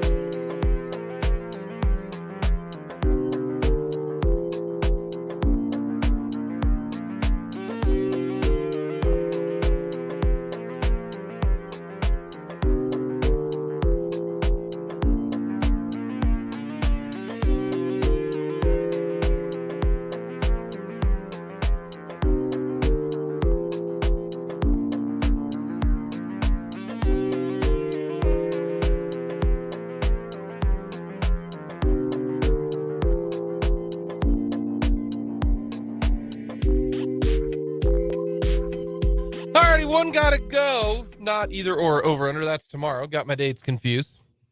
Alrighty. Earlier today, Britzy from Classic Country 106.9 told me that there was a jelly donut out in the lobby today. Oh yeah, I took care of that. So one gotta go. The jelly, the regular glaze, the cake, or the flavored donut. What I mean by flavor is the chocolate donut, the chocolate one, the blueberry one, or the strawberry, raspberry one, the flavored red donut. The dough itself is flavored. Yes. Yeah. Yes. So like the cake donut, Yeah. but yeah. Yeah. But it's a different one. So jelly, glaze, there's the cake donut, what can just be a regular donut. But then it's got flavoring too. Like regular cake and then flavored cake. Right. Okay. Right. Yeah. So those are the 4: flavored cake, regular cake, glaze, or the jelly. One got to go. So I will tell you this about jelly donuts. Ooh, I feel like that. Yeah. What you can do next time you have a jelly donut, Yes. take it, Yes. ball it up in your hand, Yeah. No, don't want to do that. and then throw it all the way directly into hell. Oh, Absolute garbage no. food. Negative 400 out of 10. They're crap. They're gross, unadulterated crap. Get them out of my face. Give me a Bavarian cream. The But best cream is different. cream, Yeah, cream's not jelly. cream, jelly, either way. Give me the Like Bavarian the long cream. john with the cream. Oh, the goat. That's the goat. No, That's the goat. It's out of here. That's the goat. Those hit hard. The jelly donut, I personally think that Brendan did not go far enough in his distaste. Great taste. For the Great take. for the jelly donut. I love a cream filled like the Bavarian cream, like the with the powdered sugar, like the one I had today. Fantastic. But the Bavarian cream in a long john, the goat donut is the Bavarian cream maple long john. Yuck. Goat donut. No, the goat donut More like is it's goat the food. simple, classic chocolate frosted donut. That is the goat. Chocolate Preferably, frosted glaze. yes, Okay. chocolate frosted glaze, preferably with sprinkles, because I am an adult. I was like, well, who are you? 3? Because that's No. exactly what my daughter wants. I like. She's got good sprinkles. taste. Yeah. I want to go eat one right now. I like. So I like obviously you're sprinkles. getting rid of the jelly. Yeah, donut. jelly gone. Yeah, like the other ones. Yeah, the other ones are great. No, but the regular jelly cake gone. donut kick rocks. If you're gonna give me a cake donut, Really? yeah. Well, I want the flavored donut. I love a good cake blueberry donut too. Love a good blueberry. Actually sounds donut. pretty good. Well, yeah, I mean, if it's just like a cake donut with nothing on it, yeah, that's not great. But like, if you sugar it or frost it or glaze it, that's I'd rather still have the outstanding. flavored cake. But Okay. yeah, get out of here with the Jelly donuts are gross. Where do you come down on maple glaze? As an occasional donut, I can do it. That's not in my normal rotation, but like as a special guest star in my rotation, I can do it. No, I love a maple glaze long john cream filled. It's delicious. Golden Tate, huge fan. Yes, maybe too much. Or the chocolate glaze. That's fine too. They did. I have this Man, I vivid. didn't realize you guys hated jelly. Do you like PB&J? Oh yeah, I love jelly. I don't want it in a donut. Oh, okay. All right. I have a lot of things like that. Like 2 things that I love. You know what I love? Strawberries. You know what else I love? Chocolate. You give me a chocolate covered strawberry, you might as well just go throw it in a dumpster. Don't do Disgusting. that. Do not do that. Give it to me, those are please. Good. Yuck. Do not. Don't throw away. Anytime you two see a jelly donut, don't throw it away. Kudos to Britt. Thank you, Britt, because I probably just wouldn't touch it. no, give it to me. Is it? I don't want you to touch my donut. Just give me the box that it's in. Don't grab the donut. I'd still probably eat it. I'm not gonna lie to you. I like a jelly donut. The text line siding with Brendan and myself from the 785 jelly donut is trash, cream filled, totally different, and outstanding. They're both good. 100% correct all the way down the Yeah. line. Also from the 402, chocolate sprinkle donut is so much better. Correct. Vance on YouTube says, 1, really, Jake, get that maple junk out of here. And 2, Hey, more for me. More for me. chocolate frosted chocolate donut. Yeah, that's Yeah, see The that's cake, but- yeah, with the the double cake, chocolate. But, Yeah, but that's a flavored donut. Get some sprinkles Yeah, on yeah, that too. yeah. Yeah, I'm with you. that's my go-to. See, to me, sprinkles very overrated. They have no taste. Yeah, I don't think they like add anything. I think they're just Texture. fun. Yeah, they add texture and they're fun. Yes, correct. Fun. All right. Hey, it's the kid in you. Yeah. All right. You cannot interact with one of our local fan bases ever again. You can, for whatever reason you want it to be. Chiefs fans, Royals fans, KU fans, K-State Oh, fans. You're not allowed to no. interact with one ever again. I'm pleading the fifth right now. That's not fun. Well, my wife is a K-State football fan, so obviously Mhm. have to maintain a connection to the Man, folks in purple. Brennan woke up and one got to go and chose violence. I don't think it's violent. I think we live in an area that has a lot of passionate fans and also one baseball fan base that's like more somber than a Dashboard Confessional album. Like that's where they are right now. So the Royals are your pick then? See, but like the Royals are never in my way. Like the Royals never bother me because it's just like the smallest group of fans at this point. They're the quietest, and it's just like, yeah, whatever. Like I just wish I was dead instead of having to watch Kyle Isbell hit 6th today or whatever. Like they're very, Or you could be Keep to Fulton, themselves. who, when he sees Kyle Isbell hitting 6th, like immediately DVRs the game. You guys, it was so good to see Fulton. I got to see I Fulton. bet. It was good Yeah. to see Fulton. but like Chiefs fans, large fan base, very passionate, occasionally obnoxious. KU fans, so arrogant it makes your ears bleed sometimes. K-State fans, sometimes legitimately insane. All fan bases are insane. Yeah, that's true. All of them are. Yeah. I mean, you got people when KU when we had texters text in when KU got their punishment. They shouldn't even be punished. Yeah, Bro. No, dude, I saw a bunch of that. Come on. I saw that it was still too strong. So, all right. I don't know about that one, If I had to Chief. choose one to interact with, it would be the Royals because right now they bring nothing to the table. Yeah, I don't think I wouldn't miss Yeah. that particular interaction presently. Whereas I like KU and K-State, so mine would either be the Chiefs or the Royals. I might go Chiefs. And I would the Chiefs fans right now, they got a little bit that they feel like they have the requirement to defend everybody on their team. Yeah. You know, You're at that phase of the dynasty Yeah. era right now. Yeah. yeah. Also, if you've ever been to a Chiefs game and spoken to someone else there, you're only like 1 degree of separation away from either Red Extreme or Chiefsaholic. So there's some real crazy possibly This lingering is around. true. you. Yeah, there's not like a dude who shows up in a full-on like Jayhawk suit to KU games. Yeah, I'm gonna go Royals just because they bring nothing to Well, the table. who was the other one? Who was the other? X Factor. The X That was his Factor. name. X Factor. He's not allowed to back at Chiefs games anymore. No. It's too bad. Or within 100 yards of several other individuals, I believe. Yeah. That was so funny. All right. 4 sporting endeavors you can undertake alone. One got to go. Driving range, hitting golf balls by yourself. Oh, easy. Empty gym, shooting baskets by yourself. Shooting pool by yourself. And what the hell was the fourth one? I'm gonna go with that one. The answer of those 3 is pool. It's kind of I wouldn't want to do that because it's more fun to compete with somebody. But also, I'm never gonna be in a gym shooting baskets by myself ever again. Does it have to be a gym or can it just be anywhere with a hoop? Anywhere with a hoop. Like I went to the park a while back and on just a day when I had nothing to do and I just shot hoops for a little bit alone. I also like doing stuff alone though. No, right now it'd be pool. I don't know what your fourth one is though. Bowling alone. Okay. No, it's pool. It's pool. I mean, for me, I don't want to do pool alone. I would rather I'd do anything else. go to the driving range alone than with people because I wouldn't want to be made fun of. But I still think I would pick that last because I love pool, even if I'm not competing. Okay, let me drop bowling, batting cages, hitting baseballs. I've literally done that within the last couple months. I enjoy doing that very much. In fact, if the weather's good again tomorrow, I still have a token left. I might go. I don't I might have go a- take 25 pitches. I don't think I have a bat. You can usually borrow Yeah. one. Yeah, at they the have them at cages. the cages. Oh. Right over, I don't know where we are relative to anything. Sports Center. Yeah. Over there. Yeah, over there. They have bats and helmets outside.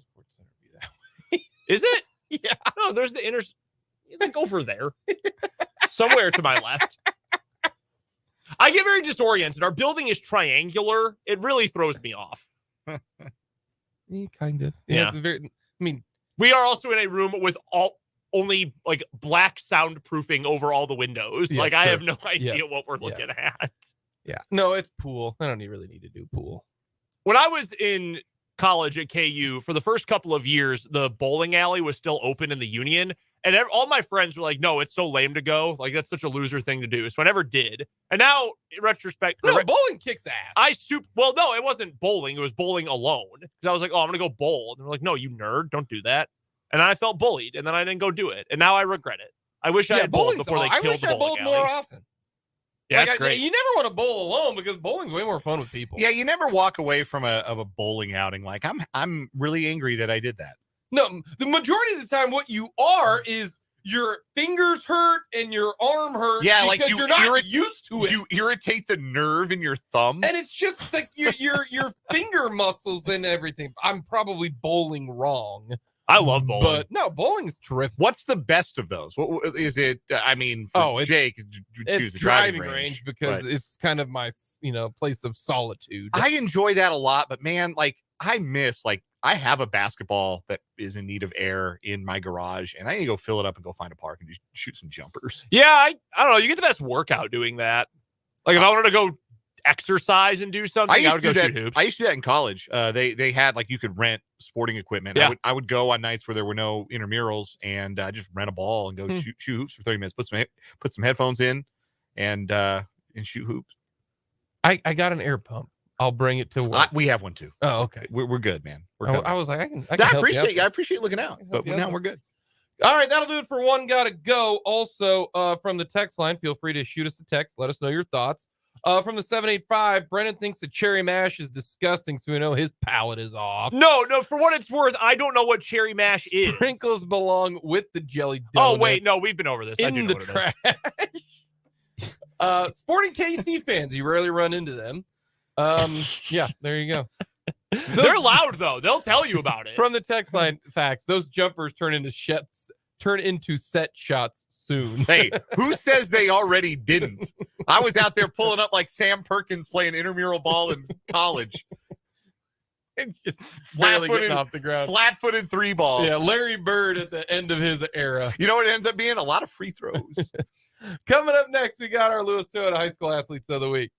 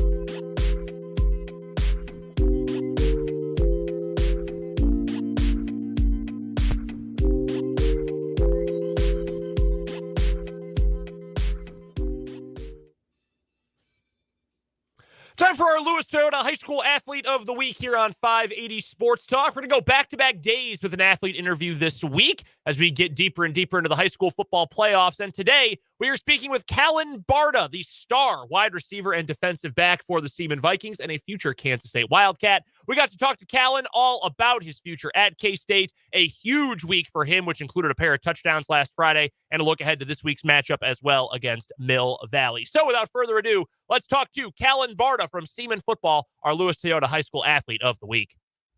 Our Lewis Toyota High School Athlete of the Week is one of the best two-way players in all of Class 5A and certainly throughout all of Northeast Kansas. His name is Callen Barta, a senior wide receiver and defensive back for the Seaman Vikings. Seaman coming off of a huge upset win over DeSoto in the regional round of the postseason, in which Callen had 9 catches, 173 yards, and 2 touchdowns on the offensive side of the ball in the win. Callen, we've got a lot to get to here. We'll look ahead to the rest of the postseason, look back on your year that has been so far. But first, I've got to ask you, what was clicking so well for you, your quarterback, Max Huston, and this entire Seaman team this past Friday when you guys knocked off DeSoto?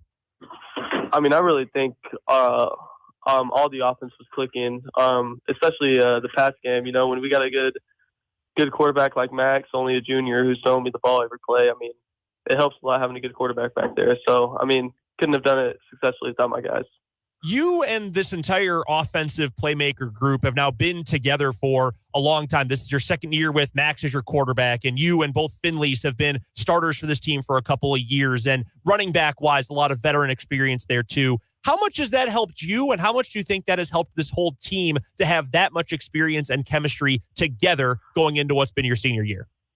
I mean, I think it helps a lot just because based on all the chemistry we have together, hanging out with each other for these past couple of years. I mean, being able to trust your guys is a big part of the sport, and when you're able to do it successfully, you can win a lot of games.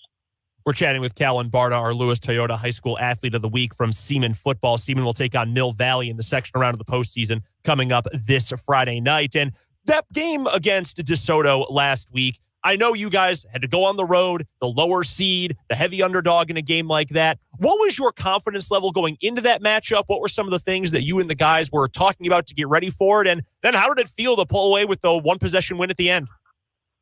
Oh, I mean, we were confident throughout the whole week, even in practice. It was a high-tempo practice, and we knew it was going to be a tough team to beat. But, I mean, we had the guys that can do it. We had to be able to trust our guys and to be able to make that win.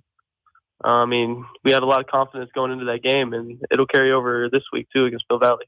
That confidence is so important, especially when you go through a bit of a lull in the middle of the season. And that's what you guys dealt with after that great hot start with your first couple of wins, a few losses in the row in the middle of the year before obviously getting hot now, end of the regular season, into the postseason. What was going through your mind as a player and as a leader for this team, Callen, when you guys were going through that rough patch? How much were you speaking, being vocal to your guys about getting through it? How much of it was just lead by example? Can you kind of take me back to what you guys were able to do and what you were able to show as you came out of that rough patch? Yeah, I mean, throughout the rough patch, we just had to stay locked in with each other and not get down on each other, blaming one another and doing all that. We just had to stay trusting each other. And when you have a rough patch throughout the middle of the season, you got to have leaders on your team who can fight for one another and keep talking good about our program, because we knew we had the guys who could get the job done at all levels, so we just had to keep reminding them that we could do this thing, we can go on a hot streak, and we could click. I've got one more specific question for you about the offensive side of the ball, because obviously those are the fun positions, the glamour spots where you put up all the big stats and everything. How have you, Callen, grown as a wide receiver from the start of your career, your junior season, which was obviously fantastic a year ago, to where you are now, playoffs, your senior year? Where do you think you've grown the most as a pass catcher?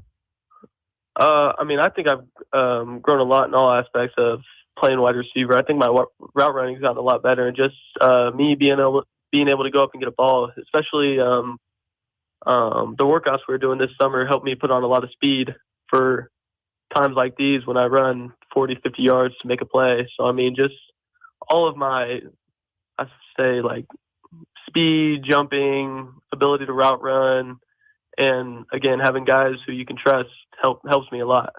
Do you have a wide receiver you model your game after, whether it's the route running or you're just a huge fan of their game? Is there anyone you try to take bits and pieces from and put into your own game? Yeah, I'd say like a little Stephon Diggs and Justin Jefferson kind of guy. That's a pretty good group to look up to, two of the very best in the business. We're talking to Callen Barta, standout senior for Seaman football. He is our Lewis Toyota High School Athlete of the Week, coming off of a massive 2-touchdown, 173-yard performance in a win over DeSoto this past Friday night. All right, let's flip over to the defensive side of the ball then, Callen, where you're also going to be playing your college ball, and we'll get to that in just a moment. Yeah. As a defensive back, playing man-to-man coverage in a zone, safety looks, corner looks, whatever it might be, you're asked to do so much for this defense. How have you grown on that side of the ball, and where are you the most comfortable? What sort of positions and situations are you the most comfortable with at this time of your career?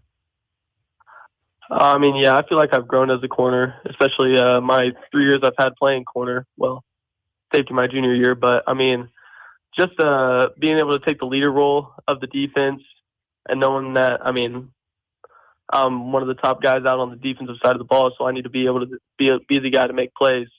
And my most comfortable spot is definitely when we run man and a lot of deep zone stuff. I feel like I'm very comfortable in my pass coverage. When you have experience as a corner, as a safety, as a corner, and going back and forth between those, how much do you think that has helped your game overall to develop more of that versatility on the back end? Oh, I think it's helped me a ton. Just being able to play two positions and know the game from two positions of the ball, especially safety from corner. You know, safety, you got to be the communicator of the defense and get guys lined up. In corner, you just got to go out and play. So having those two to be able to kind of like have within you while playing both of those helps a lot. All right, I'll ask you the same question I asked about wide receivers. What kind of cornerbacks or defensive backs in the NFL or college football or from past eras, what kind of guys do you look up to try to model your game after? Man, I mean, I've looked up to Travis Hunter the most. I watched him throughout high school and through college, so definitely that guy, and Kobe Bryant from KU. I've got to imagine, with your head coach being a big Colorado Buffaloes fan, Coach Jared Swafford, I imagine he loves to hear you're looking up to Travis Hunter. He's over there smirking right now, so I think he loves the Travis Hunter coming out of my mouth. We're chatting with Callen Barta from Seaman Football, our Lewis Toyota High School Football Athlete of the Week. All right, Callen, I wanted to ask you a little bit about the recruiting process. You've committed to play your college ball at Kansas State. So first things first, congratulations. So cool to have Topeka athletes get to play at our local colleges. What was it about Coach Chris Kleiman, the rest of his staff, and Kansas State University that really piqued your interest? I think it was just how comfortable they made me feel while I was down there, especially to me and my family. And, I mean, knowing a couple of the players like Des Purnell and all them being Topeka guys, I mean, it just kind of clicked how we were all played somewhat high school ball together. And I don't know. I felt like I just clicked a lot better down there. Did it feel nice? Because I know you had interest from some other major programs in the area too. Did it feel, comfortable, almost like you were at home, knowing, a guy like Desmond Purnell or the various other guys from Northeast Kansas or the state in general? Did it just feel a little bit more like home? I know Kansas State really likes to preach that. Yeah, it did. And they preach in-state Kansas guys a lot. And, I mean, for them to be able to recruit those kind of guys, and like I said, I've known some of them since I was a freshman in high school, and just for me to go be playing with them, I feel like helps me stay the most comfortable with the guys. Did you enjoy the recruiting process? I know for different athletes, it feels different. Some guys just absolutely love the attention and getting all the mail and going on the visits and, phone calls and texts and emails all the time. And for some guys, it's, hey, I just want to play ball and I want to just pick a school, be done with it and move on. What was your experience with the recruiting process like?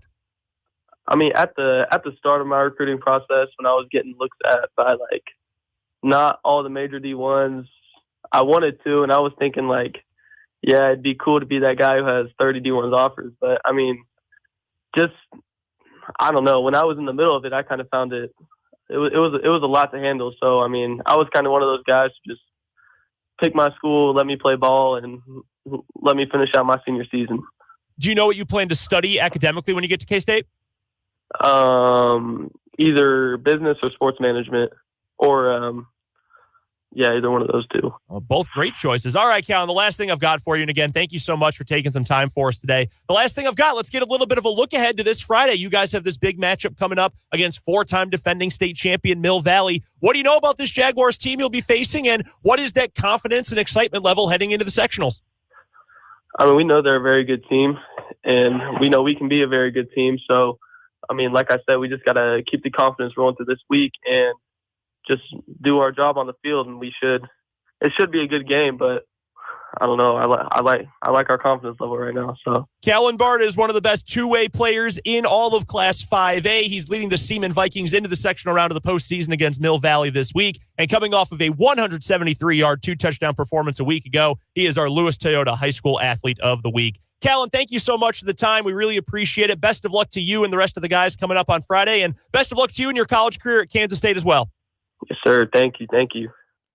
That is Callen Barta from Seaman Football, the first of our two Lewis Toyota High School Athletes of the Week for this week, and the first of two both from the football world. Coming up tomorrow on the show, we're going to hear from Washburn Rural linebacker J.C. Heim, who is having an unbelievable season. How about 10 games, 136 tackles on the year? Unbelievable year for J.C. Heim. We'll hear from him coming up tomorrow on the show for our Lewis Toyota High School Athletes of the Week.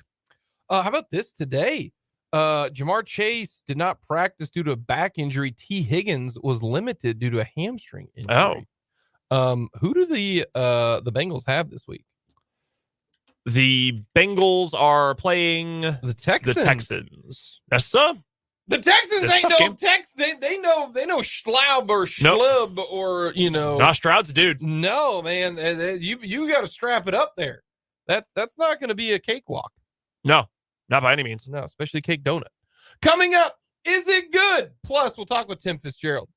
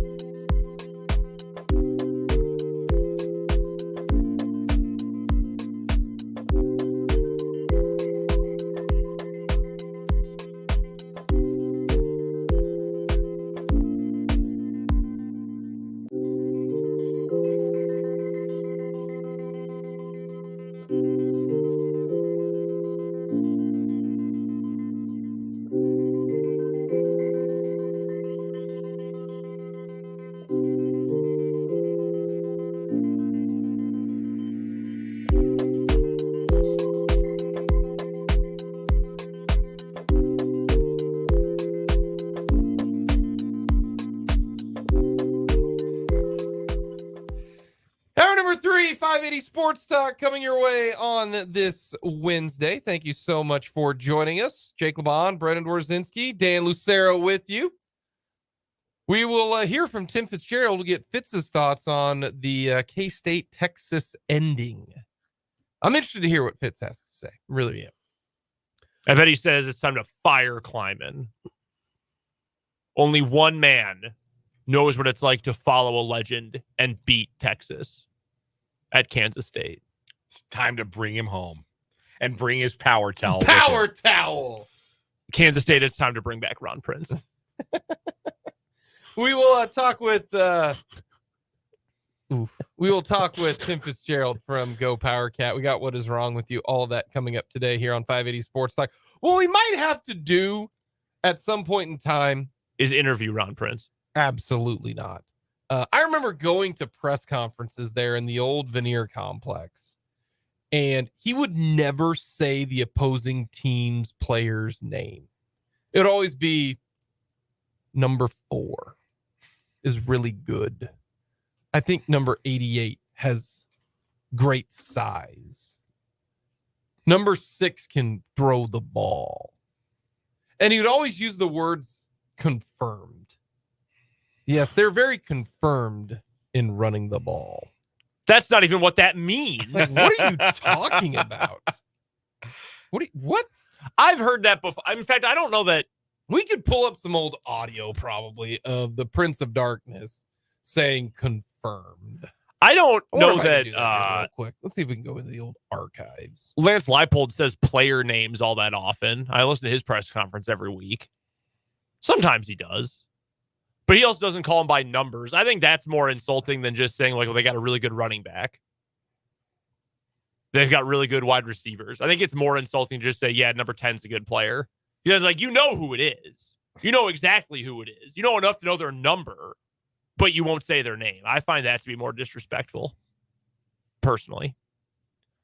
Do we have audio going back to 2009? Oh, yeah. I just got to find it. Ron Prince, what's he up to these days? Oh, here we go. Hold on a second here. Was it 2008 he was there? Oh, yeah. Oh, yeah. Let's see what we got here. He hasn't been coached anywhere since he got chased out of Howard for being abusive to players and treating them like dirt. I thought we did. I got John Curry way back in 09. Oh, man, you want to talk about K-State fans and people they love. Let's see, you got a Turner Gill. You want to hear what Turner Gill has to say? I'd rather drink Windex. Oh, come on. Did we get rid of the Prince of Darkness in 08? He was there 06 through 08. Ah, here we go. We got Prince here. Dan, pop me up. What do we got here? The Power of One. This is what the title is. Here's Prince, the Power of One. Our theme is the power of one, and we're really trying to make sure we understand that we have one team. While we do tactically offense, defense, and kicking game, we have one team. We're playing for something that's bigger than ourselves. For all those people who really K-State means so much for, we have an obligation to do things and do it first class and do it to our very best ability. Yeah. How about that? How'd that guy get fired? With relish. Enthusiastically. Yeah. That's how he was Man, fired. we did. We dumped a lot of the 08 and 09 audio. That's a bummer. It is really funny, though, to go only 5-7 overall in back-to-back years and get canned. And to get canned so aggressively that it makes a man come out of retirement to clean up your mess. Like, that's next level screwing up. Yeah. It's very funny. I know a guy who has a Photoshop that he made of Ron Prince's head on Thanos from the Avengers. Yeah. And anytime something goes wrong for K-State, he tweets it. It's very funny. Unless you're a K-State fan. There's an audio clip of Mike Leach gems. I kind of want to just play that, to be honest with you. Gosh, the pirate. R.I.P., man. All right. Well, here we go. You want first one? Is it good? Well, hold on. Ladies and gentlemen, boys and girls from around the country, San Diego, San Luis Obispo, all the way across to Virginia Beach, Newport News, north, south, east, west from there. It is time for our favorite sports talk game show. Ladies and gentlemen, it is. Is it good? It good. Hold on. Now, false start. First, I think it's a Bispo. A Bispo. It is a Bispo. Is it? I was like, where are you? Yeah, it's a Bispo. I thought so. Okay. Well, here we go. Is it good? Is it good?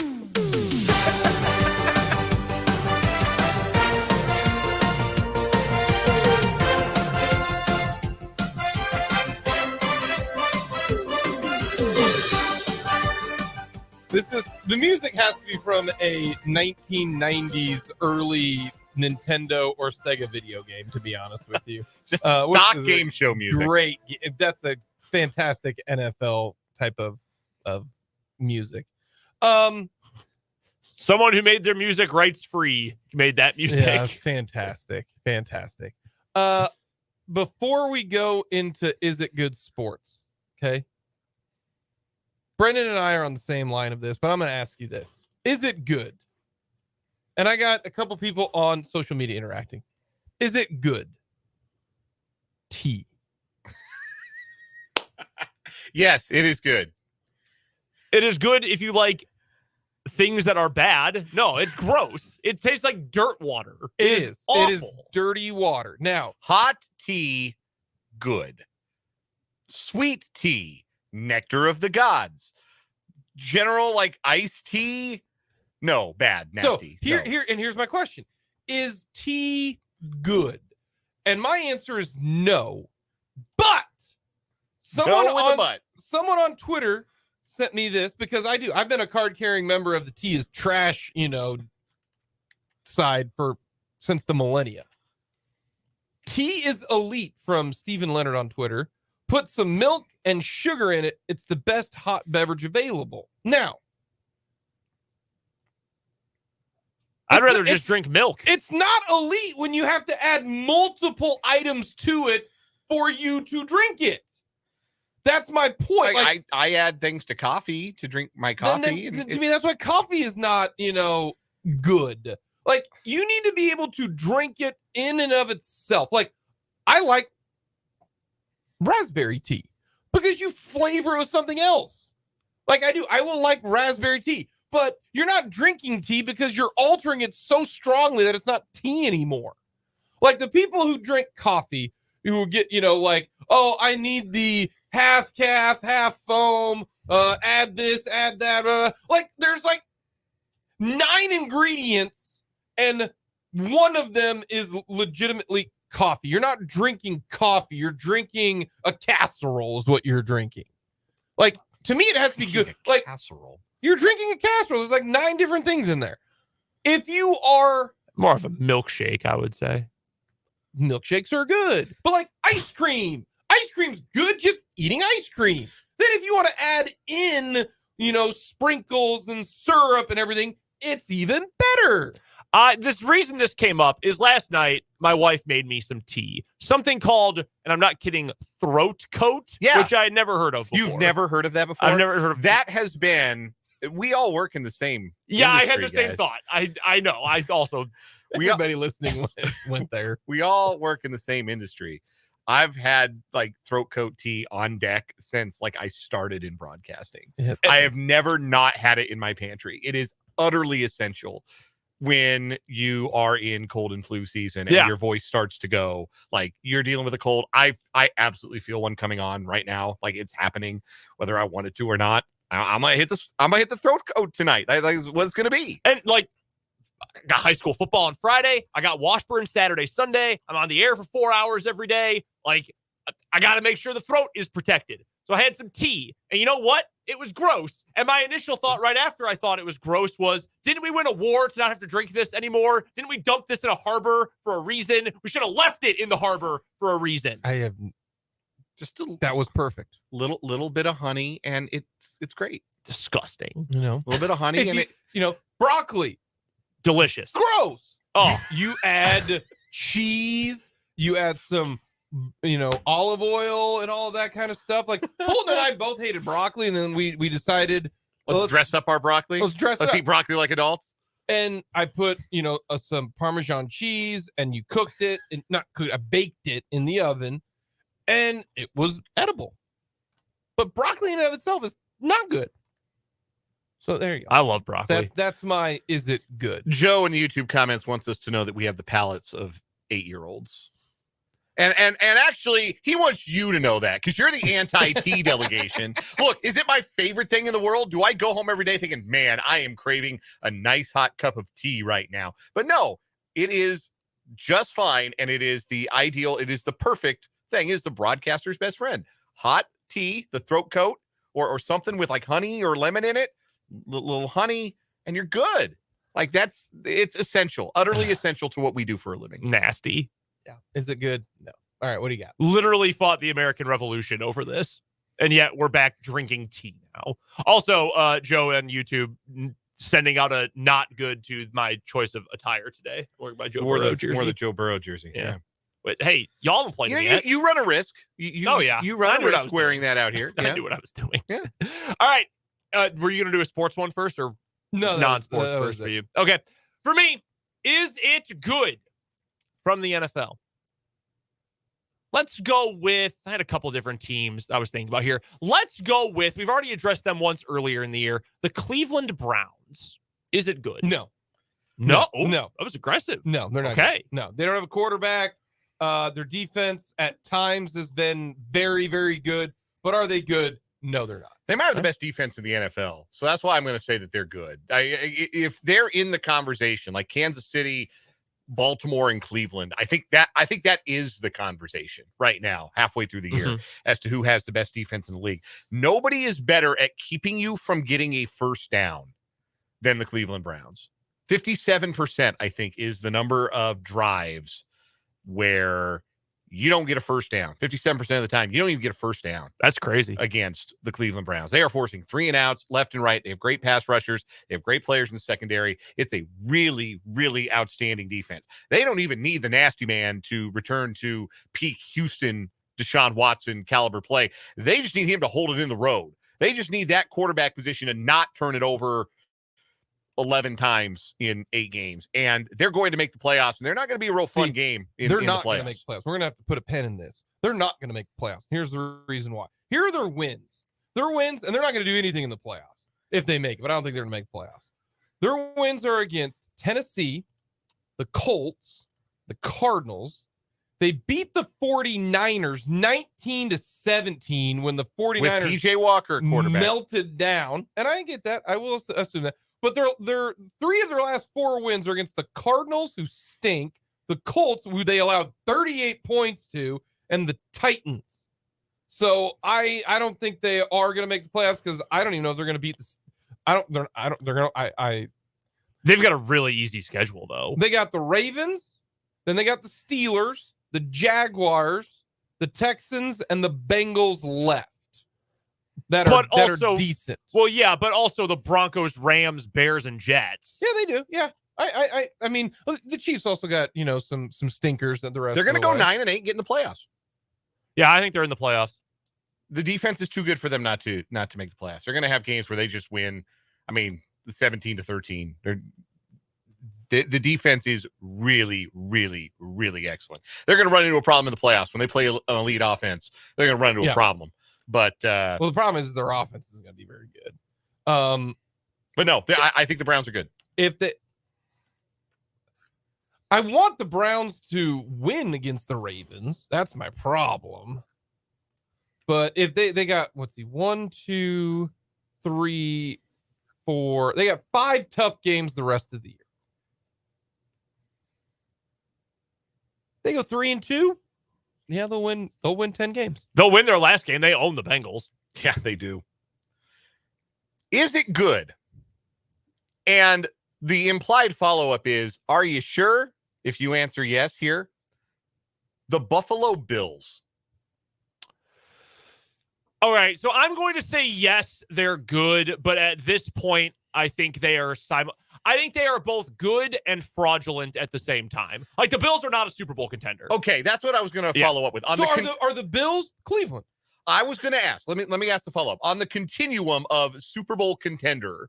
like on the scale, Uh-huh. if like the Chiefs are at the high end of that scale, if we say they're the best team in the AFC and we put them at the top end of that scale, are the Bills closer to the Chiefs or are they closer to the Browns? The Browns. The Browns, yeah. Without question. Yeah. Right now, I think there are 3 teams that are legitimate Super Bowl contenders in the AFC, and that's it. You've got the Bengals, the Ravens, and the Chiefs. That's it. I have to believe the Jags That's actually fair. have to do it. No, I get it. To do it. But no, are the Bills any different than the Bengals or than the Browns? The Browns have a much better defense. Yeah, I think they are in different. Like I see what you're saying. I think team success-wise, I think those teams are getting to the You same know? answer by showing different work. Like, I think they are closer to one another. Like, yes, if you're telling me it's just like the game it's binary. Is it good? Is it not good? Then yes, I think the Bills are good. I think they are in the top half of the teams in the AFC. I think they're certainly in the top half of teams in the entire NFL. They've got a quarterback who is erratic, but I still think is great. They are good. But this is not a team that's built to win a Super Bowl. No, their defense is awful. Well, their defense is awful largely because, I mean, they've just been hit by destroyed injury. by You could injuries. argue the 3 best players are not playing. 2 of them are not playing, and one of them is a shell of himself in Von Miller. Yeah, and I mean, the safeties got banged up this week. Don't know how healthy Micah Hyde's going to be this week. I think he'll probably be okay sooner rather than later, but they've been crazy banged up. Losing Trey White was terrible. Kyer Elam has not worked out so far. Chiefs got the right one. They got the right one. And the offense, it's the same problem we have now said going into each of the last 2 seasons is still true. They do not have enough playmakers. And they turned the ball over. 14 times in 9 games, to be precise. As a quarterback apologist, I think some of the turnover problems come down to Josh Allen has to do everything, and that puts more pressure on you, and you make more mistakes doing that as a quarterback. But you should not have to have him do everything. That's not how this should work. How sure are you that they're going to make the playoffs? They got Denver and New York the next 2 weeks at home. The Jets, those should both be wins. But we have also seen the Bills. Like, we think the Chiefs are a team that plays down to its competition. The Bills definitively play down to their level of competition. They've already lost to the Jets. Yes. Then they got to return. Yeah. Then they got to go to Philly. Then they got the bye week. And then they got to go to Kansas City. And then they play Dallas. Like, if they go 1-2 in that stretch, which is entirely possible, They can go. That's 4 games. I'm talking Eagles, Chiefs, Cowboys with the bye. Oh, God.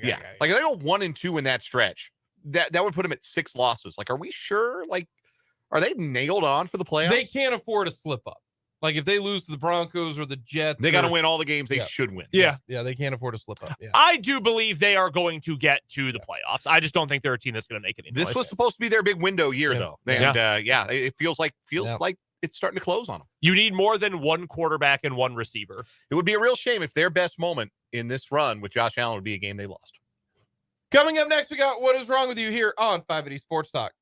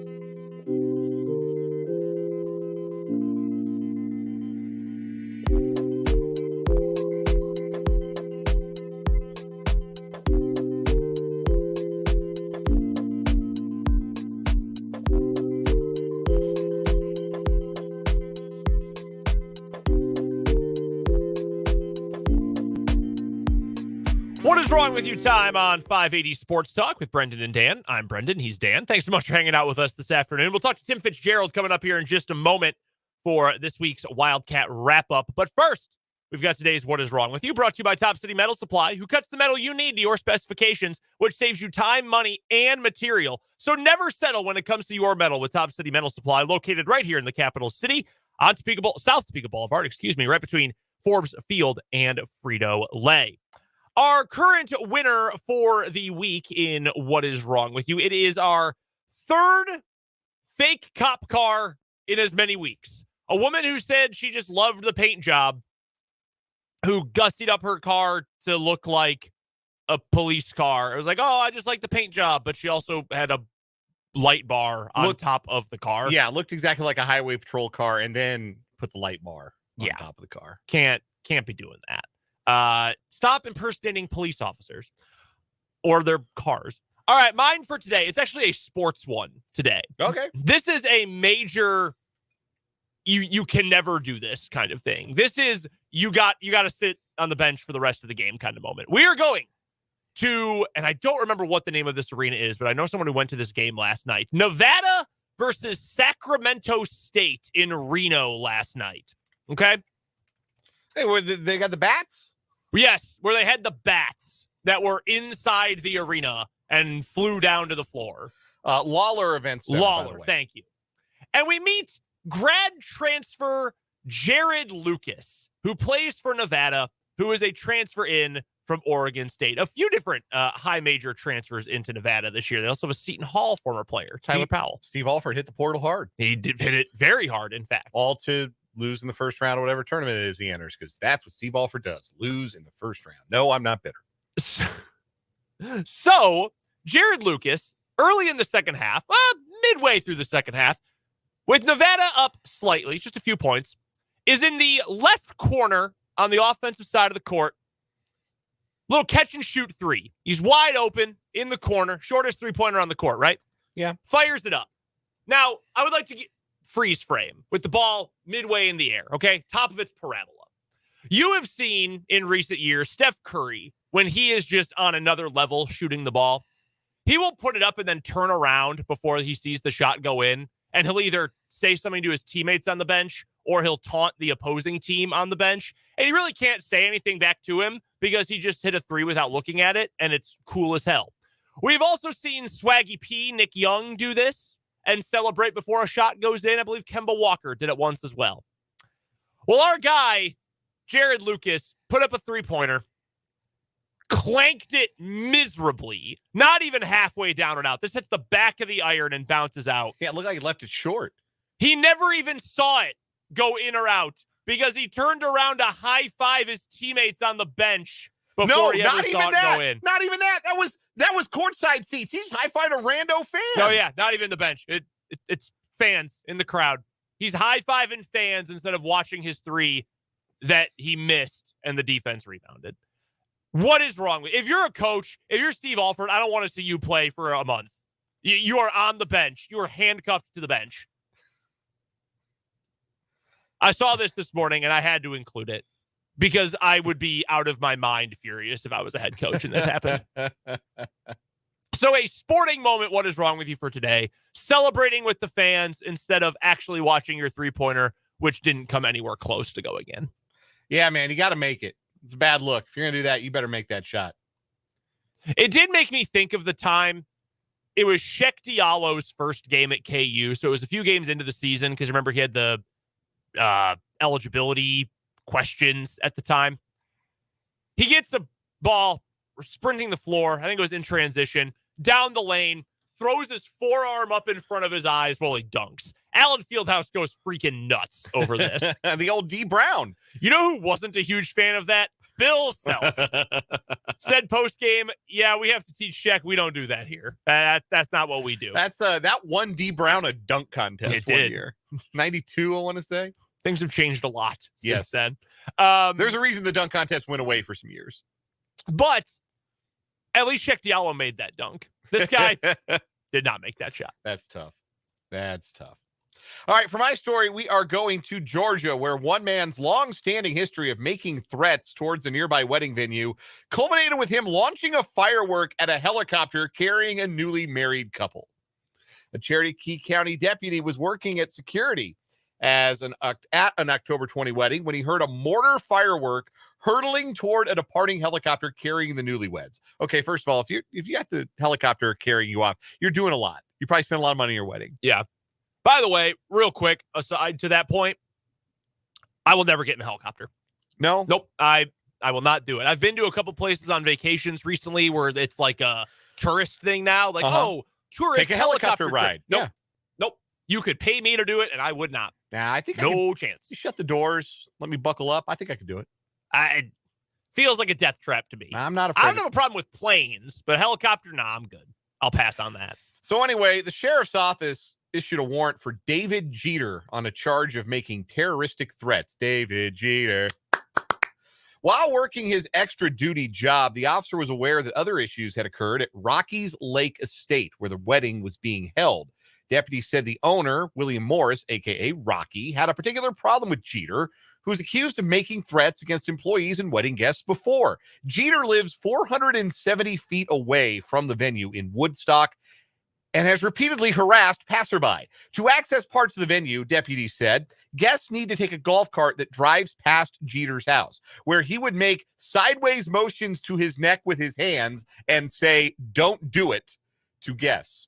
A disorderly conduct report was filed against Jeter as a suspect in 2022. On the night of the firework incident, great sentence, the bride and groom celebrating the end of their wedding boarded a helicopter at about 9:45 p.m. Around that time, the officer was told by an employee that Jeter was outside his home yelling in anger. Look, I kind of get it. 470 feet away, there's a helicopter. That'd be loud as hell. I get it. I kind of get where old David Jeter is coming from here. The helicopter lifted off about 15 minutes later. 15 minutes of that helicopter. I'm starting to change my tune on this story as I read it. While flying off, many people in the venue heard a firework shoot off and explode. It came in close proximity to the helicopter as it was still low, and the owner suspected Jeter may have launched the rocket. Jeter had mentioned in a previous encounter he was protesting the wedding venue. To check if Jeter had discharged the explosive, the owner of the venue contacted his daughter to check her outdoor camera footage. Morris's daughter lives across the street from Jeter and had previously put a camera up around her home due to a history of harassment by Jeter. After going over the video footage, the owner sent a clip to the officer that he said showed the firework launching from Jeter's home. As a result of the incident, the officer said he had probable cause to charge Jeter with terroristic acts. A warrant was issued. Jeter was booked into jail October 24th, according to jail records. Charges listed as disorderly conduct and terroristic threats. On the one hand, I get not being super keen on a helicopter being that close to your house. Sure. On the other hand, you shot a firework at people you didn't know. Yeah. You tried to take down a helicopter. You've got to think, and obviously when these stories kind of come up, these people aren't thinking, but you've got to think, what is going to be worse for me? This helicopter over my house or prison for many years because I tried to shoot down a helicopter? What would be worse for me? And if your option that you choose is I would rather take my risks trying to shoot down a helicopter, you're probably not very bright. But that's just one man's opinion on the situation. This wins for today. Yeah, and I think it wins the week, too. I agree with that. Shot a firework at a helicopter. So what kind of firework are we talking A about? mortar firework. Okay. Something that, like, if it gets in the firework or if the firework gets in the helicopter, they could have a really bad time. Yeah, I would say so. And look, I'm not telling the guy, look, you have to move. But, like, okay, you live close to a wedding venue. You have to understand that's what's going to go down at the wedding venue. It's going to be parties. It's going to be, on occasion, a helicopter. Yeah, I mean, it Helicopter just is what it is. Yeah, helicopter is a wild move. But, like, you can't be threatening people. No. Can't be doing the throat slash. They ban that in the NFL, man. Yeah, I've got that one, too. That's our new winner for the week in What Is Wrong With You. Brought to you by Top City Metal Supply. Metal cut to order when you need it. Top City Metal Supply right here in Topeka on South Topeka Boulevard, halfway between Frito-Lay and Forbes Field. The Wildcat Wrap-up with Tim Fitzgerald is up next on 580 Sports Talk.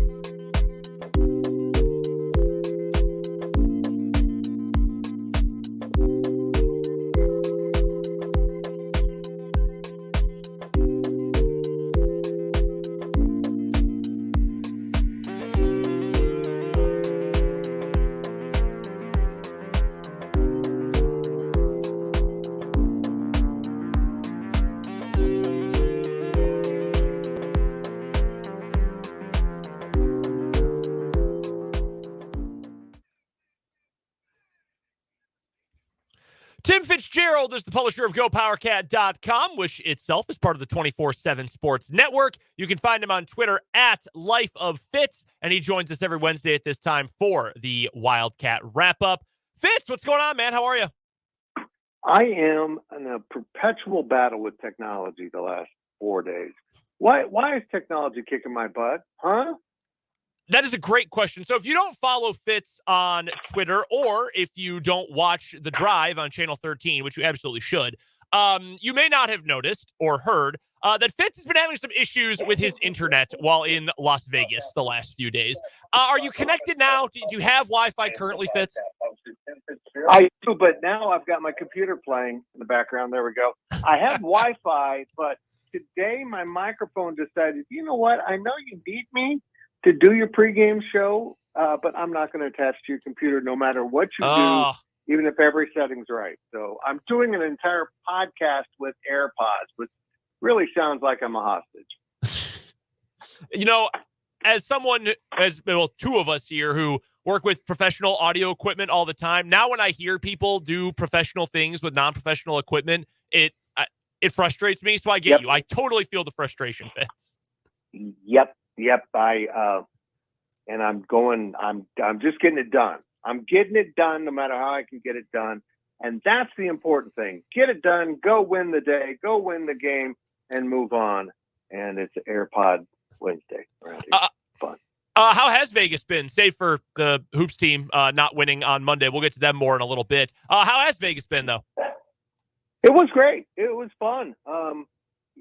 Waking up at 4:00 after a late night game, and I actually made it back for Chris Kleiman's press conference, but I walked in right as he was walking out, which is kind of not really making it in time. But I did make it in time for the players, so that was good. But I'm still cranky.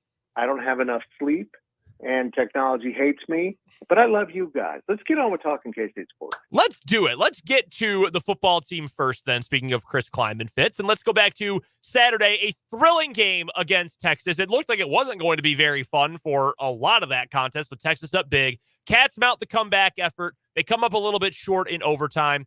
And I don't want to be excessively negative about this. It's like, look, there's no shame in losing to a top 10 team at their place. But K-State had chances, and they had an opportunity to win or at least send the game to another overtime session. So for the final few minutes of the fourth quarter into overtime, do you assign more blame to the players just not making enough plays, or is it more so that Kleiman, Klein, and the coaching staff maybe didn't have the right plan in place or pull the right strings at the right time to help K-State pull off that win? Yeah, 100% the final one. I don't think the coordinators put the players in a good position early in the game. They adjusted. They got into things that worked. They did a great job with that. But, you talked to Will Howard after the game. My guys, were there. And when Will says, I wanted to get to the passing part of the game plan earlier, I mean, that's displeasure. And they were frustrated after that loss. But you know how once in a while you get a game that if one plays different, you get a different outcome. For Kansas State, there were so many. There was a dropped interception. There was a fumble that wasn't a fumble, then was a fumble that was overruled. I still don't know how they overruled it since the call on the field was not a fumble, but they gave Texas the ball. There's a mixed extra point. And, when you end up tied 30-30 and you miss an extra point, it's pretty easy to say, well, that was kind of important. So there was a long list of things that K-State came out on the wrong side of, and they ended up on the wrong side of the ledger at the end of the game, and incredibly frustrating. But you can't build a time machine. If you can, let me know. I got some stuff I want to go invest in. And if you can't build a time machine and undo a loss, and that's the way all three losses have been for K-State. Games they should have won, they didn't win. You are what your record says. This is a 6-3 team going in to Saturday's game with the Baylor Bears. Does it feel like some frustration is starting to boil over among the players, at least a little bit? I think some guys sounded a little bit testier during post-game on Saturday. And look, I get it. Ben Sinnott, his comments went a little bit viral trying to defend Will Howard. And Howard's taken barbs from all over. He's had ups and downs this year. We know about that. And it just felt to me, listening to what some of the guys had to say, that there is some frustration that's brewing. Have you gotten that same feeling, Fitz? Yeah, Yeah, I mean, I think they are kind of feeling that, and they, they're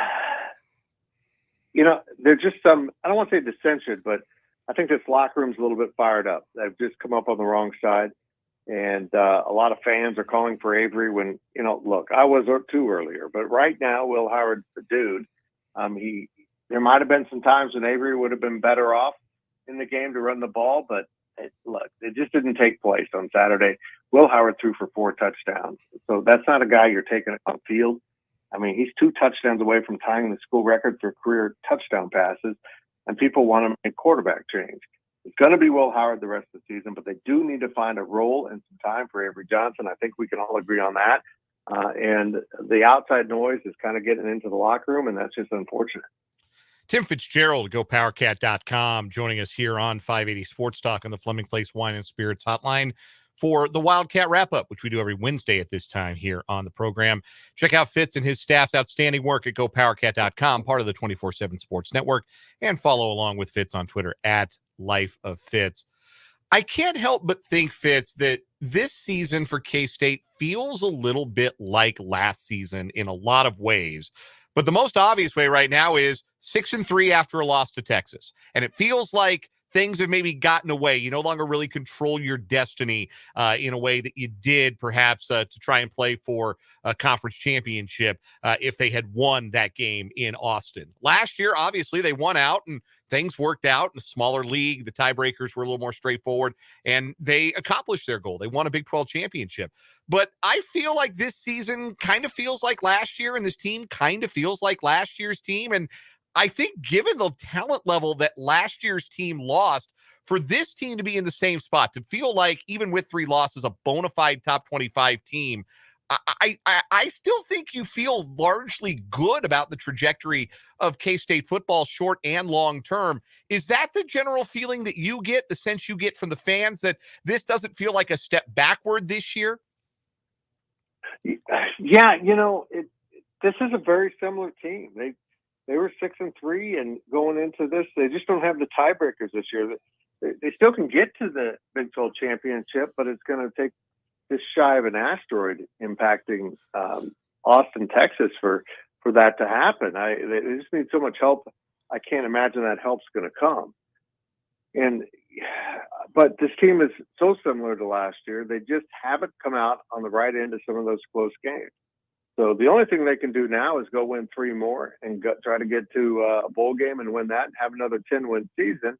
And if I hear any K-State fan complaining about back-to-back double-digit win seasons, I'm not going to slap them silly, but I'm going to give them a dirty look, guys. I mean, a really dirty look, a significantly dirty look.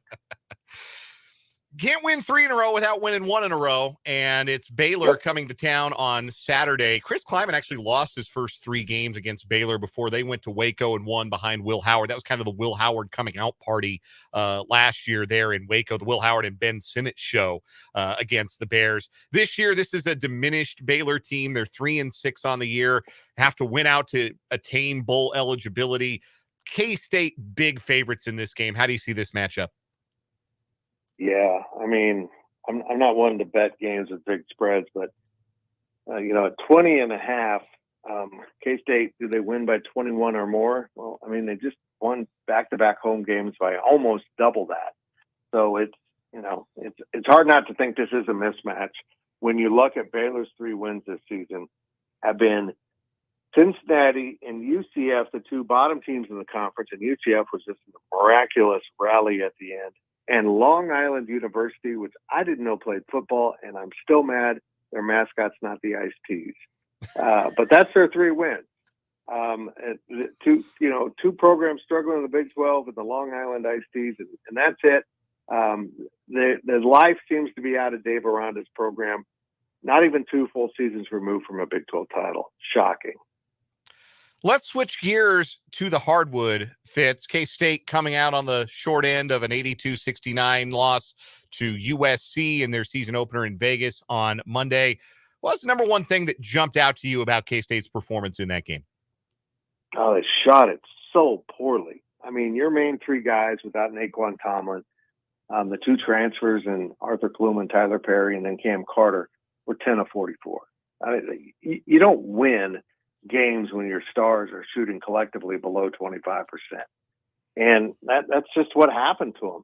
But on the other side, they stayed competitive with a very good USC team by just playing incredibly scrappy basketball. And they rebounded on the offensive end really well. The problem with rebounding on the offensive end when you're not shooting it well is then you have to shoot it again and you get another opportunity to miss, which they took advantage of a lot. They turned it over too much. They weren't sharp enough on defense. They just have to get back in practice, as Jerome Tang said, and put things together and find solutions to some of these problems. I promise this. You're not going to see those three guys shoot that way collectively in a game again this season. It's obviously a better measuring stick to come out and play a top 25 team in a neutral site in your first game than to play Uttergive UTRGV in your first game at home, which was the case in Jerome Tang's first season. Uttergive UTRGV. That's what their uniform said. They didn't even Texas Rio Grande Valley. They didn't even spell it out. It's Uttergive. I love it. So obviously better measuring stick. You learn a little bit more. Was there anything that jumped out pleasantly to you? Any individual performances that made you think, hey, there's some improvement here. There's something here. Well, I think the two big guys that played, in particular Gerald Colbert, I thought they both looked okay, and no stardom here, but I think there's something there. I think this team will get a lot better. Let's not forget that this team struggled early last year. It took a while to put all the ingredients together into what we saw in Big 12 in the postseason. And I think they'll get there again this season. It's going to take a little bit of time. And honestly, they got to resolve the Naquan Tomlin situation. When you got a guy that was expected to be one of your stars, kind of in limbo, whether he's going to be able to play or not, it's got to be kind of a shadow hanging over the program, particularly when you go out and play that way and have problems matching up with the USC team that is incredibly long and athletic, which is exactly what Naquan Tomlin is, and probably could have helped him win that game. I don't know if his presence would have done that, but they certainly wouldn't have been so overmatched in some areas of this game. Talking to Tim Fitzgerald from GoPowerCat.com. It's the Wildcat Wrap-up here on 580 Sports Talk. Make sure you find Fitz on Twitter at Life of Fitz is his handle. And, of course, go check out his phenomenal work over at GoPowerCat.com and on YouTube on the GoPowerCat channel there. Fitz, who do you think K-State misses more at the start of this year, Tomlin or Glover? Oh, Tomlin. I mean, he's just got such a disruptor. In that game on Monday in Las Vegas, he would have been able to take it to the rim and elevate over the top of those guys. And every time they took it into the lane, the ball went flying the other direction. USC had 8 block shots in that game, and almost every one of them was a guy trying to take it to the hole and getting lost in the bigs and putting it up, and it just ended up out of bounds. And they got to take another shot, so that's great. They missed those too. So I do think Tomlin would have helped. I think both of them would have helped significantly. But still, I'm just going to say this: USC is a really good team. Mm-hmm. They didn't play well. They can play at a much higher level. That's going to be a fun team to watch this season. They've done a good job bringing in talent. But you know what? Maybe if K-State played better, USC would have played better. They did what they were required to do to win that game, and ended up winning it fairly comfortably at 13 points. What do you make of the K-State non-conference schedule this year? I love it. I think it's an improvement from what last year's was, and certainly an improvement from what the last several under Bruce Weber were. I love this schedule overall for K-State. I was just wondering, Fitz, what you make of it, because you've got some legitimate, high major kind of players like Villanova, like USC, some good mid-major programs in there too. You get the Wichita State game in Kansas City. I think this is the best K-State basketball schedule, at least in the last several years. I totally agree with you. I've been clamoring for a long time, first of all, to play Wichita State, which Bruce Weber was the one who initiated it, and I'm thankful for that. Now, this is the game 3 of a 4-game series. The last one will be down on the Shockers' home court. And you know what? They get Nebraska too. They play more regional teams. Bring them in. Try to get something go with Creighton. Do something with Arkansas if you can. I love it. Anytime you can have a game that fans can drive to, that's cool. And I love the fact that, and now with the ending of the Big 12 SEC showdown or whatever it was, Now the Big East one is all they have for this season, and I'm thankful that K-State got a really good opponent in Villanova to send into Manhattan. I think it's good for the program and raises the program's visibility. All right, Fitz, last thing I've got for you. What do you know about Bellarmine University? It's named after a guy named Bell Armin, and their mascots are the Fighting Dans. The Fighting Dans. Is that so? Named after Dan. I don't know a damn thing about him, to be honest. I really don't. I should. I know they're playing on Friday here. I'm sure they're fine people, but they're not the Long Island Iced Tea. I think we can all agree on that. That is true. They're the Knights, actually. They are in, though, one of my favorite cities in the U.S., a city I think is severely underrated, Louisville, Kentucky. I love Louisville. Oh, yeah, I knew that because Brian Hanley, my football analyst from Louisville, and knows the coach. I actually knew that. I thought you were going to say Detroit, though, when we were talking about favorite cities. No, I've never been to Detroit. I grew up in Chicago, but I've never been to Detroit, despite it only being a couple hours away. That's a good idea. That was smart. Actually, Detroit used to be a really good town, and now it's just falling apart. It happens when all your jobs go away. My job should go away now, probably after this segment. Tim Fitzgerald is the publisher of GoPowerCat.com. You can find all of his fantastic work there and at 24/7 Sports. Check out the Go PowerCat YouTube channel as well, and go find Fitz on Twitter at Life of Fitz. He joins us at this time every Wednesday for the Wildcat Wrap-up on the Flooding Place Wine and Spirits Hotline. We appreciate it as always, Fitz. Thank you so much. We'll talk to you soon. Thank you, boys. That's Tim Fitzgerald. Always love talking to Fitz every Wednesday afternoon. We've got to get to a break. We'll lead off the 5 o'clock hour with our headlines coming up right here on 580 Sports Talk.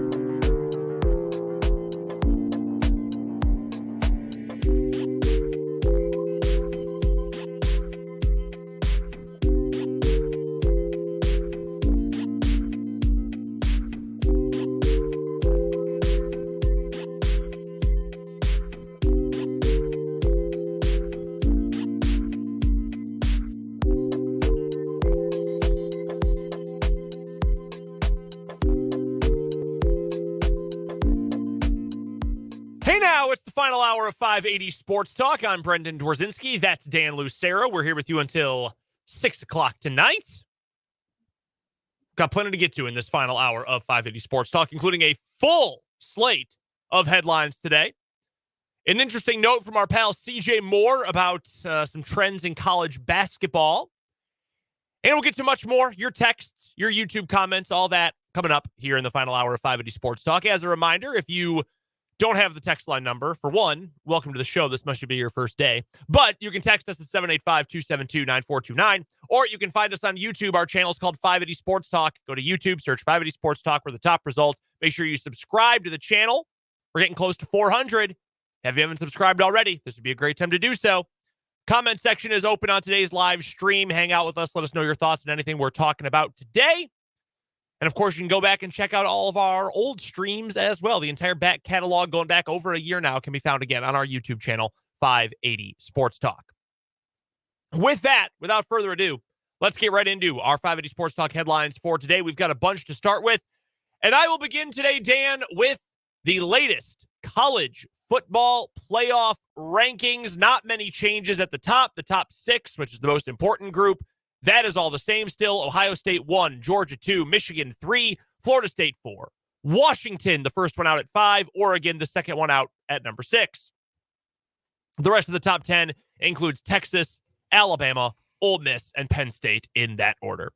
I'm going to skip a few spots to get to the next most important one in this top 25, though, because coming in number 16 this week, 16th in the country, is the Kansas Jayhawks. 7-2 on the year. They are one spot behind Oklahoma State, one spot ahead of Oklahoma, which actually sounds perfectly right. That is exactly how it should be. They lost to Oklahoma State. They beat Oklahoma. They should be behind and ahead of them, respectively. Makes perfect sense to me. A little bothered Missouri is still ahead, but that's fine too.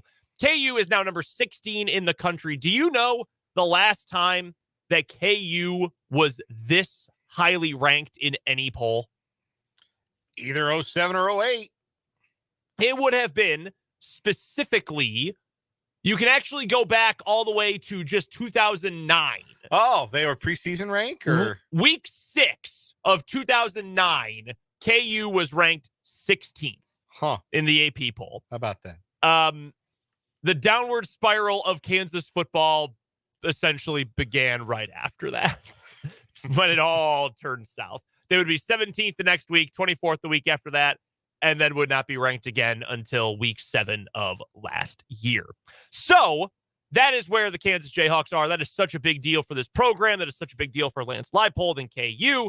Lance Leipold, who, by the way, if you have been on Twitter today or the message boards or whatever, you should know is not going anywhere. Anyway, that is your number 16 team in the country. The rest of the poll, Louisville 11th, Oregon State checking in 12th, Tennessee, Missouri, and Oklahoma State, they round out your top 15. After Kansas, between 16 and 20, you've got Oklahoma, Utah, LSU, Notre Dame, and 21 through 25, Arizona, the best 3-loss team in the country, in my opinion. Iowa is 22, Tulane 23, North Carolina 24, and the Kansas State Wildcats hanging on. They are 25th in this week's poll. I'm glad to see them still in the poll. Me too. An acknowledgement that, again, they are 3 losses by 14 combined points on the road at the teams ranked 7th, 14th, and 15th in this poll. Like, they are so close on the precipice. And, you have to find a way. You have to find a way to win those games. Almost doesn't count, but if those are your losses, you're still a pretty good football team. And I'm glad that they still sit there at 25. The analytics still love K-State. S&P, or just SP plus now at ESPN, Bill Connolly's metric, he still has K-State, I believe, 14th in the country. Yeah. The numbers still love K-State, which is funny because for many, many years, SP Plus did not like K-State at all. Yeah. But no, K-State, something of an analytical darling this year. And yeah, that's what happens when you win a bunch of games by a ton. Right. And your only losses come by a grand total of 14 points. 14 Yeah. points. Winning big and losing close. Usually that's a sign of a good team that maybe just didn't get a break or two in a close game. So, unbelievable also, obviously, for Kansas. It's so funny how they rank these, because you do every week, it seems, you get like a cluster of teams in the same league. And I don't know if that's by accident or it's on purpose. It kind of feels like it's on purpose that they just say, yeah, let's just put Oklahoma State, Kansas, Oklahoma all in a line like that. They're all 2-loss teams. Oklahoma State's beaten them both. Kansas beat Oklahoma. Yeah, sure. Slot them in, started at 15. That's fine. Move on. Yeah. Who you got at 18? Like, it feels like that's the like that's the process sometimes. Interesting you say Arizona's best 3-loss team in the country. I think if they played on neutral field Saturday, I would make K-State a favorite over Arizona. Okay. Yeah, that's entirely fair. But I would also make LSU a favorite over both Arizona and Kansas State. Vegas would also make them a favorite. I don't know. I would. You trust LSU to stop either of those teams? They would have the best quarterback. Yeah, they got the best player. Like that's just a, tie goes to the best player. Like I said, Sure. I think Jaden Daniels, if I had a Heisman vote, he would get it right now.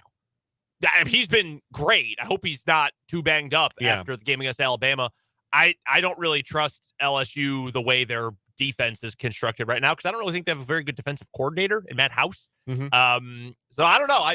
But if you want to give me K-State as the best in that group, I would listen fully to that argument. I wouldn't argue for Notre Dame, tell you that much. Nope. I don't know what the hell that is. Like, No. I really don't, because I thought coming into the year, they look like they're going to be pretty good. And they had, pretty convincing wins early on. And then they lost to Ohio State, barely beat Duke, got rolled by Louisville. Then they crushed USC. And I was like, okay, well, maybe this thing is back on track. And then they lost to Clemson. Little old Clemson. I can't believe I didn't bet on Clemson in that game. Like, everyone in the world was picking Notre Dame. Dabo had been yelling at fans earlier in the week. Yeah. Very obvious Clemson win in that situation. Yeah, it all kind of added up, didn't it? Yeah. They are off this week, the Fighting Irish. But, yeah, we'll see if that seat gets warm under Marcus Freeman, who I like just generally. Yeah. But got to win a meaningful game, though. Yeah, I don't know how great a coach he is. Like, I don't know the answer to that question. Yeah. Because that USC win looks less impressive by the week. Yeah. And what is their signature accomplishment in 2 years under Marcus Freeman? I think it's a fair question. First headline for me. Let's keep it in college football. An interesting new rule that is going to be in place starting this year. College football all-star games will begin allowing draft-eligible juniors who commit to the NFL draft prior to the playing of those all-star games. NFL officials sent a memo to all 32 teams today to inform them that juniors who formally declare for the draft will now be able to participate in games like the Senior Bowl, the East-West Shrine Game, and the HBCU Legacy Bowl. 62 underclassmen were drafted in last year's draft. 19 of those went in the first round. So a lot of times anymore. And this could be, again, a quirk of, like, we're still kind of in the post-COVID era of college football. It'll take another year or two before that stops being a consideration. But a lot of the big-time draft-eligible talent is not playing in the Senior Bowl. They're not playing in the Shrine Game. And we don't get to see them compete against their peers. And those games, as a result, like, I can't remember the last time I was like, oh, yeah, I got to watch the Shrine Bowl. Or the Shrine Game. I got to watch the Senior Bowl. Like, I can't remember. If you allow draft-eligible juniors who've already committed, all of a sudden, those things get a lot more interesting, I think, from a scouting perspective. Yeah. And I think from, like, a fan, like, watching these players perform in an all-star game, an exhibition perspective, I think they get more interesting. I agree with that point of it. My counter to that, I think I'm against this, to be honest with you, and for a couple reasons. One, and anyone who works in, like, draft coverage or works in NFL and even college scouting will tell you the most important part of the Senior Bowl is not the game. Not even, that's like way down the list. The most important part is practices. In fact, there are guys who will practice and then not play in the game. Like, that is because you're working directly with the coaches. You are, you're doing the one-on-one drills. You're getting reps against other guys in a, somewhat realistic, but also simulated environment that is more, the teach tape stuff. That is generally considered the more important parts of those anyway than the game itself. Also, if you're leaving college, and I know so many guys leave after their junior year now, or leave when they're eligible now. Because some guys, it's technically after their sophomore year. They redshirt, play 2 years, then they go. Whatever it ends up being. We know those guys. Like, do you need, give me a junior. Caleb Williams is not going to go to the Shrine or the Senior Bowl, for example, but he's going to get an invite to it. Does Caleb Williams need the Senior Bowl?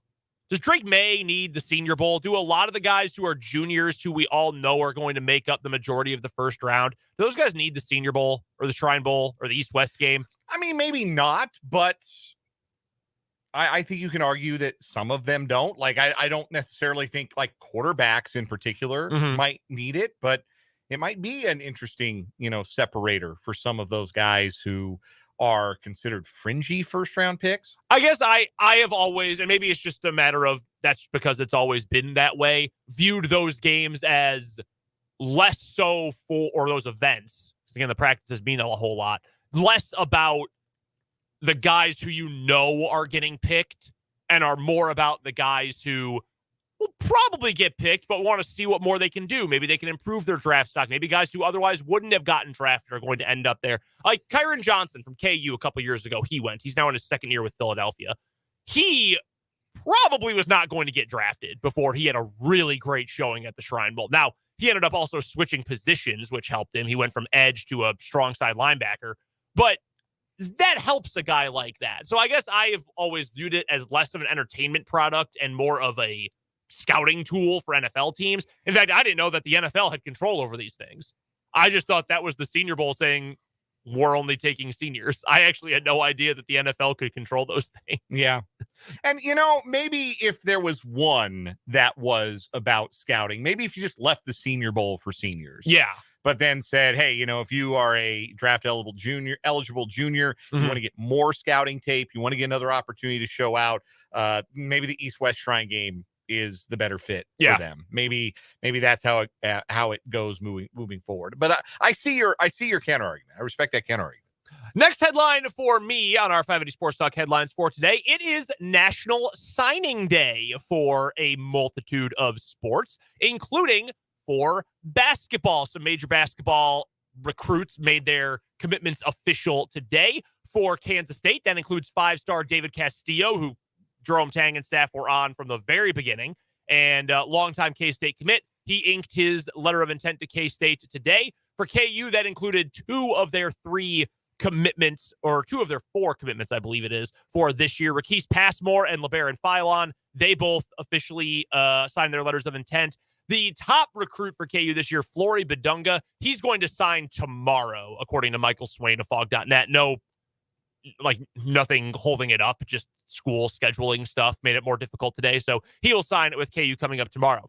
A local product officially signed her letter of intent with KU today as well. Zoe Canfield from Washburn Rural, longtime Kansas commit. She is headed to play for Brandon Schneider and the Jayhawks starting next year. So she signed her letter of commitment today. We had announced yesterday, or reported yesterday, that Bo Aldridge, I couldn't come up with Bo's name for a second. Bo Aldridge, former Highland Park Scott, as Dan told us yesterday, he is headed to Arizona State. Did not see if he has officially signed a letter of intent as of yet. Any other major ones that I missed for our local athletes or schools? Don't believe so. So those are your major highlights and headlines of local athletes who are signing on for winter sports for some local programs. Yeah, it's a big day, no matter how prominent your sport is or how prominent the school you're signing for is. To make that choice, to sign that letter, that's a huge day.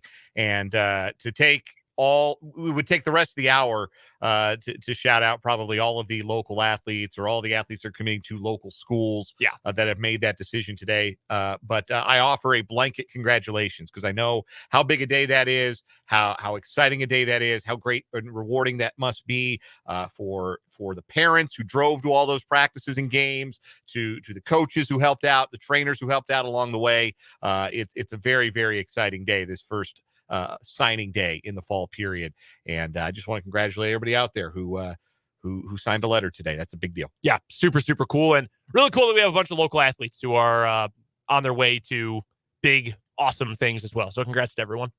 Next headline for me, as we continue our 580 Sports Talk headlines, we have another managerial hire in Major League Baseball. And this is a fun one. The Los Angeles Angels have hired Ron Washington to manage their team. If that name sounds familiar, it should. Washington skippered the Rangers from 2007 until he was fired late in the 2014 campaign and guided the Rangers to a 664 and 611 overall record, including back-to-back pennants in 2010 and 2011, the first 2 pennants in that franchise's history. He was never manager of the year, but appeared on ballots in 5 consecutive seasons as the manager. At 71 years old, he is much older than your typical managerial hire at this stage. But Washington, after he was finished managing the Rangers, had been a infield coach and a base coach, most recently with the Atlanta Braves the last couple of seasons. And now he gets another opportunity to manage in the bigs. He gets to manage Mike Trout, which is kind of cool. He doesn't get to manage Shohei Ohtani because he ain't going back to the Angels. And I don't know what the Angels are going to be next year. Probably what they've always been, which is perpetually disappointing. But there'll be a different flavor of perpetually disappointing because they won't have the most unique and cool baseball player there is on the team next year. But Ron Washington will be the manager, so at least the press conferences will be fun. They'll be fun. Great baseball guy, baseball lifer, has always been talked about as a guy who is great with young players, which the Angels are going to have a lot of those next year. It is a fun fact also about Ron Washington that he has looked 71 years old since his playing career. He has always looked that old. But Ron Washington played in the major leagues, not terribly successfully, but he hung around for 10 years, most of them with the Minnesota Twins, and now gets a second chance at managing. And second chances, again, they don't typically go to A, minority candidates. Ron Washington is black, and B, they don't typically go to guys in their 70s. Yeah. So it's a testament to how well Ron Washington is respected in the game, that he's getting this second opportunity. Hell, it's a testament to how well he's respected by players and how well he's respected in the game that his managerial career even survived in the first place after the cocaine scandal. I was going to say, another thing you may know Ron Washington for is using cocaine. He popped positive for cocaine as a manager during his first year his third year as a manager. And said, hey, that's the first time I've ever done that. My bad. And people wanted to believe it. And so they did. That's, it's good to have people like you. I'll just say that. It is good for people to like you and want you to succeed, because then that helps people believe that maybe that was the first time you had tried something. Maybe. Next headline from me. How about this from the sports gambling world? The Kansas Lottery has released its October 2023 sports betting revenue report. How about this? In the state of Kansas, $249,711,810 were wagered on sports in the state of Kansas in the month of October. That is up almost 14% from last month. That is a new monthly state record, breaking the mark set last month. September set the record. October just broke the record. Almost all of that was wagered mobily. $240.9 million of sports gambling was wagered on apps, on your phone, on your computer, whatever. Less than $9 million wagered in person at one of the casinos. That's pretty crazy. Yeah. But it's easy, man. I don't want to drive all the way to Mulvane or Kansas City when I want to make a bet. That's why the states that only have casino betting, I think, are dumb. Yeah. You're wasting so much potential money. The mobile gaming is the really easy way to do it. Now, the revenue number for the state, you're not sneezing at $14 million. The state can absolutely use 14 mil. Yeah. That's a lot less than $249 million, though. Yes. The state caught a really raw deal with how the money gets parceled out. Like a really, really, really, really raw deal. Yeah. It's not good. It's disappointing because it could have been much better for the state than it is. Not great. But hey, $14 million, not going to complain about it. I mean, hopefully it, fixes a few potholes, buys a few textbooks, pays a few teachers. Yeah. That'd be nice. By the way, this information does come from betkansas.com. That is where it is officially from. Appreciate those folks with the information today. But yeah, if you You thought it was a fad. You thought it was just a phase that people were into sports gambling. No, it is only getting bigger, in fact, in our state. You want anything tonight? Maction?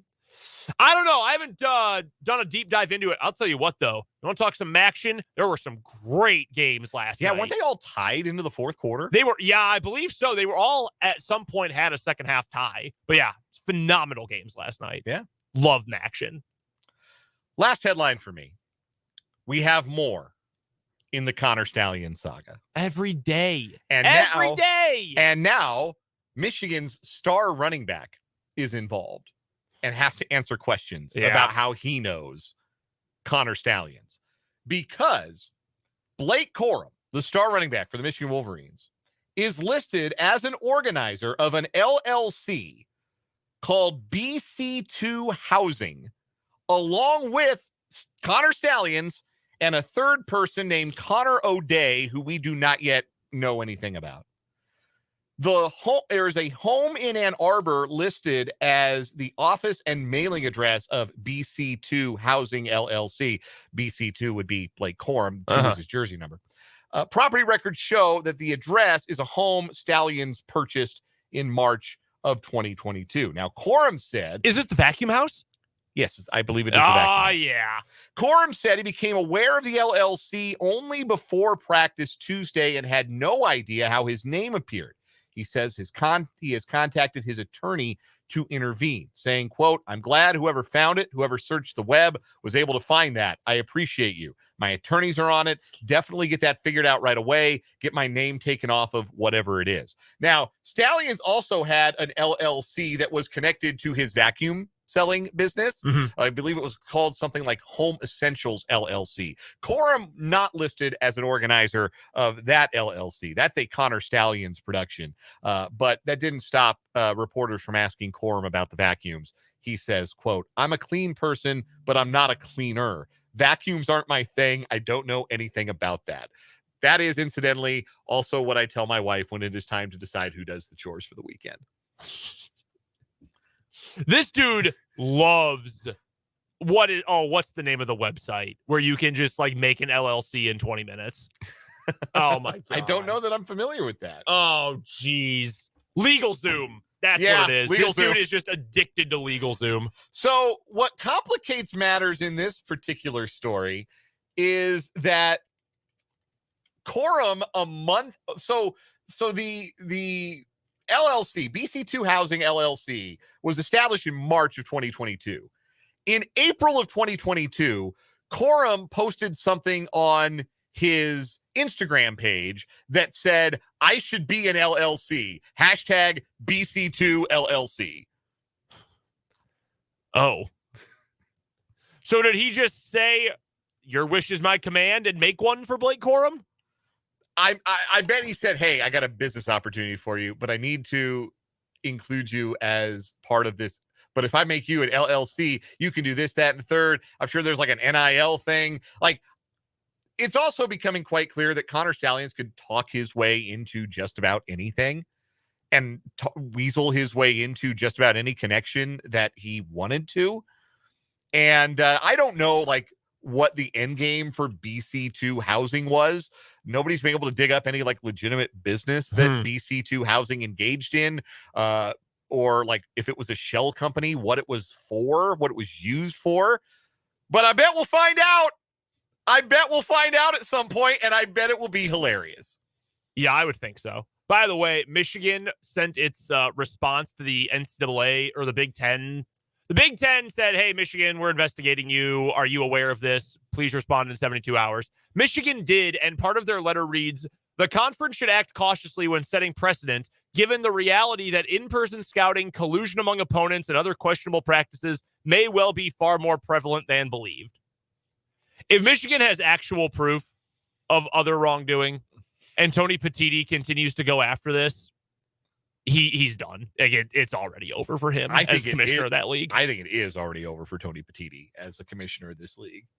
I wish I could have watched Kevin Warren go through this. He would have bungled it so badly. It would have been even funnier than it is right now. Regarding my vacuum comment, Vance on the YouTube comments asks, how am I still married if that's what I say to my wife. I actually kind of enjoy vacuuming. It was just a gag. Vacuuming is a good chore.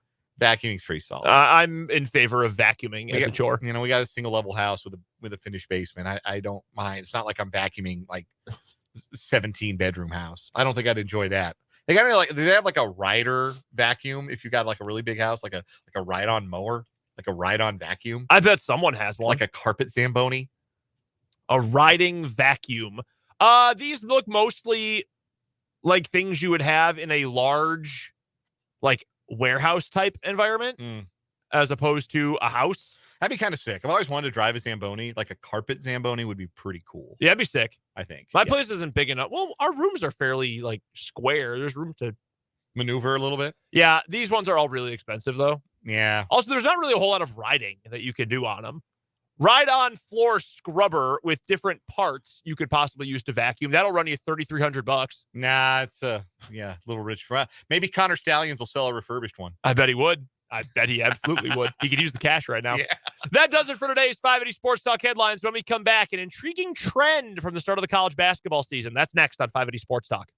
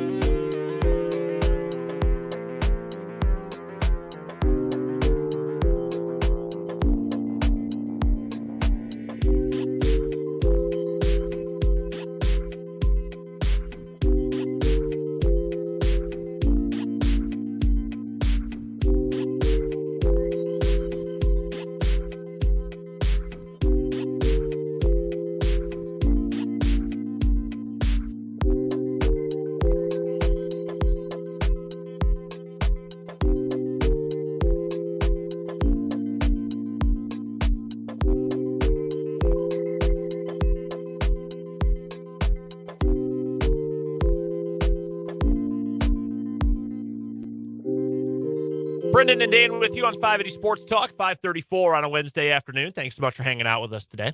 Have you watched a lot of college hoops these first couple days of the season? You know, I can't say that I have. I caught a little bit of Auburn Baylor last night. Boy, Jacoby Walter is a problem. He is a problem. Yep. He looks like a first-team All Big 12 caliber player right off rip. So I watched a little bit of that. Obviously, I watched K-State's openers. Right. But, no, I haven't watched a lot. I mean, not a lot of really compelling matchups. Plus, the Avalanche were on last night, so that's what I watched instead. I did catch a little bit. I guess I saw the whole third period, in fact. I was trying to find something live on to watch, and I watched the third period of, well, no, that's a lie. I watched the first 12 minutes of the third period of the Avs game, and they scored 3 goals, and I said, okay, this game is over. Yeah, Matt played a great third period last night. Every time they score a goal, they win. Wow. Yeah, so I think they are 8-3, and in the 3 losses, they've been shut out. Wow. I'm like embarrassed shut out. Like Vegas beat them 7-0 last Friday. Like they've been blown out in their 3 losses, but in their wins, yeah, you let them score a goal, you're toast. That's wild. I didn't know they played Mountain Song after a win by Jane's Addiction. But I flipped over to ESPN right as the game had ended because I'd gone away for a little bit, came back, and I was going to watch SportsCenter. And it was right as the final horn was sounding, and they did the handshakes. and I heard Mountain Song by Jane's Addiction playing. I thought, oh, that is sick. They have the best in-arena music in the game right now. Pretty strong. Between that and when they play, what's the All the small song? things. All the small things, yeah. One of those Blink-182 songs. I was watching on the Plus last night, UC Riverside versus UC Merced. Okay. UC Merced, NAIA school. They gave Riverside the business, though. They made that a game. I was just trying to find any sort of live game I could find. Also, did you see where Baylor and Auburn were playing? Yes, the Sanford Pentagon. They were at the Pentagon. Yes. In Sioux Falls, South Dakota. Yes. I don't know if you know this, but Baylor is from Waco, Texas, and Auburn is from Auburn, Alabama. Yeah. Neither of those are anywhere close to Sioux Falls. I was trying to find out why, and Bruce Pearl said, we got to do something different. We got to stand out. I thought, are there no arenas closer to the South and Southwest than the Pentagon? Trying to remember, Wichita State played at the Pentagon. I think it opened in like 2013. Mhm. They played Memphis. Yes. I had at the someone Pentagon. I tweeted about this, and I had someone tweeted me saying they went to that game. Yeah. I remember they smoked Memphis at the Pentagon. That was it was a year after their unbeaten regular season year. So yeah, it's kind of become like a destination for like real hoop, like college basketball programs that want to like go somewhere where they're going to get a good crowd, like a knowledgeable college basketball crowd, play in a unique venue. Sioux Falls, South Dakota, like that investment building the Pentagon worth every penny. When 2020, 2021, it was like the mecca of college basketball. It was one of the few places where they had those preseason non-conference tournaments. Yeah. Was at the Pentagon. Didn't they host the Battle of Atlantis? I'm pretty sure they did, yeah. Bahamas, Sioux Falls. Right. Bahamas, One Sioux and the Falls. same. Yeah, pretty much the same thing. You saw this from our good pal CJ Moore, who we're still a few weeks away from talking to CJ on a weekly basis, but we'll hear from him around the start of the new year to talk all things Big 12 hoops. But CJ noted on Twitter that so far, through the first couple of days of the season, the block charge rule may be making a positive impact. I know we talked about this after Media Day a couple of weeks ago for the Big 12, that there's going to be some big changes to the block and charge rule. And they are officiating it different. I just watching K-State, Southern California, USC, just watching that game, it was very clear that they are officiating it differently, and they are giving the leeway to the offensive player instead of the defensive player, giving the benefit of the doubt as to, who got to the spot first or who has the right to the spot. Like I saw some I think there's one or two charges that were called, but I think that block charge either or, I think is going to be weighted a little more toward offense. And CJ Moore points out that we have seen an impact in the scoring so far. 128 games in 2 days with Division I opponent playing Division I opponents. That's 128 games that we have a betting line for, because they're not putting lines out there for like Life Pacific playing Eastern Washington or whatever it is. Blue Lights College and the University of North Carolina JV team. Yeah, they don't have lines out there for that, but they do have lines out for the 128, the over-under, the totals. 128 games, 74 of them have gone over the total to this point. And so that suggests, and that wouldn't be typical, you would think, of early season games. I mean, again, if you watch K-State USC, early season jitters, like missing shots, you're playing in neutral sites sometimes, it can be tougher to get your shooting eye down, but scoring appears to be nudged a little upwards so far this year. And I love it. I am all for it. I loved the way they officiated the block charge in K-State USC. It's exactly how they should do it. Give the benefit of the doubt to the offensive player instead of the defensive player. When all the defensive player doing is just sliding to a spot or playing peekaboo on the baseline when one of their teammates gets beat, no, don't reward that behavior.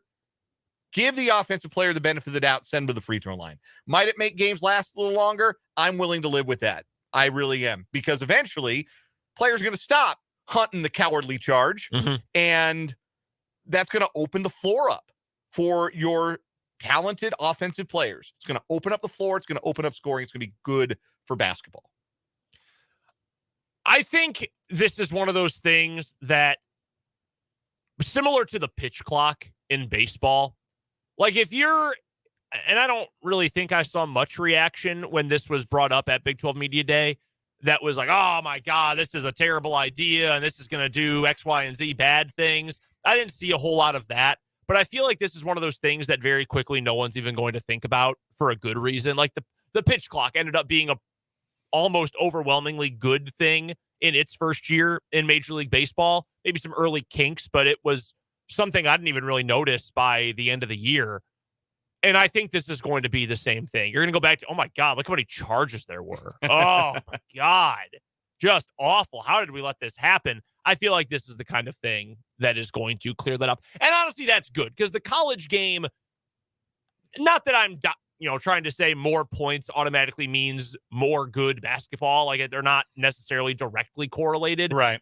But a game that has more flow to it, and even if there's still a lot of fouls and more free throws and whatnot, I do think you're still going to end up with more flow if you're not hunting charges constantly on both sides of the floor. And there are some teams that really do. It is very obvious that some teams, their entire goal is just to hunt charges defensively, like Iowa State. Yes. Hello, Iowa State.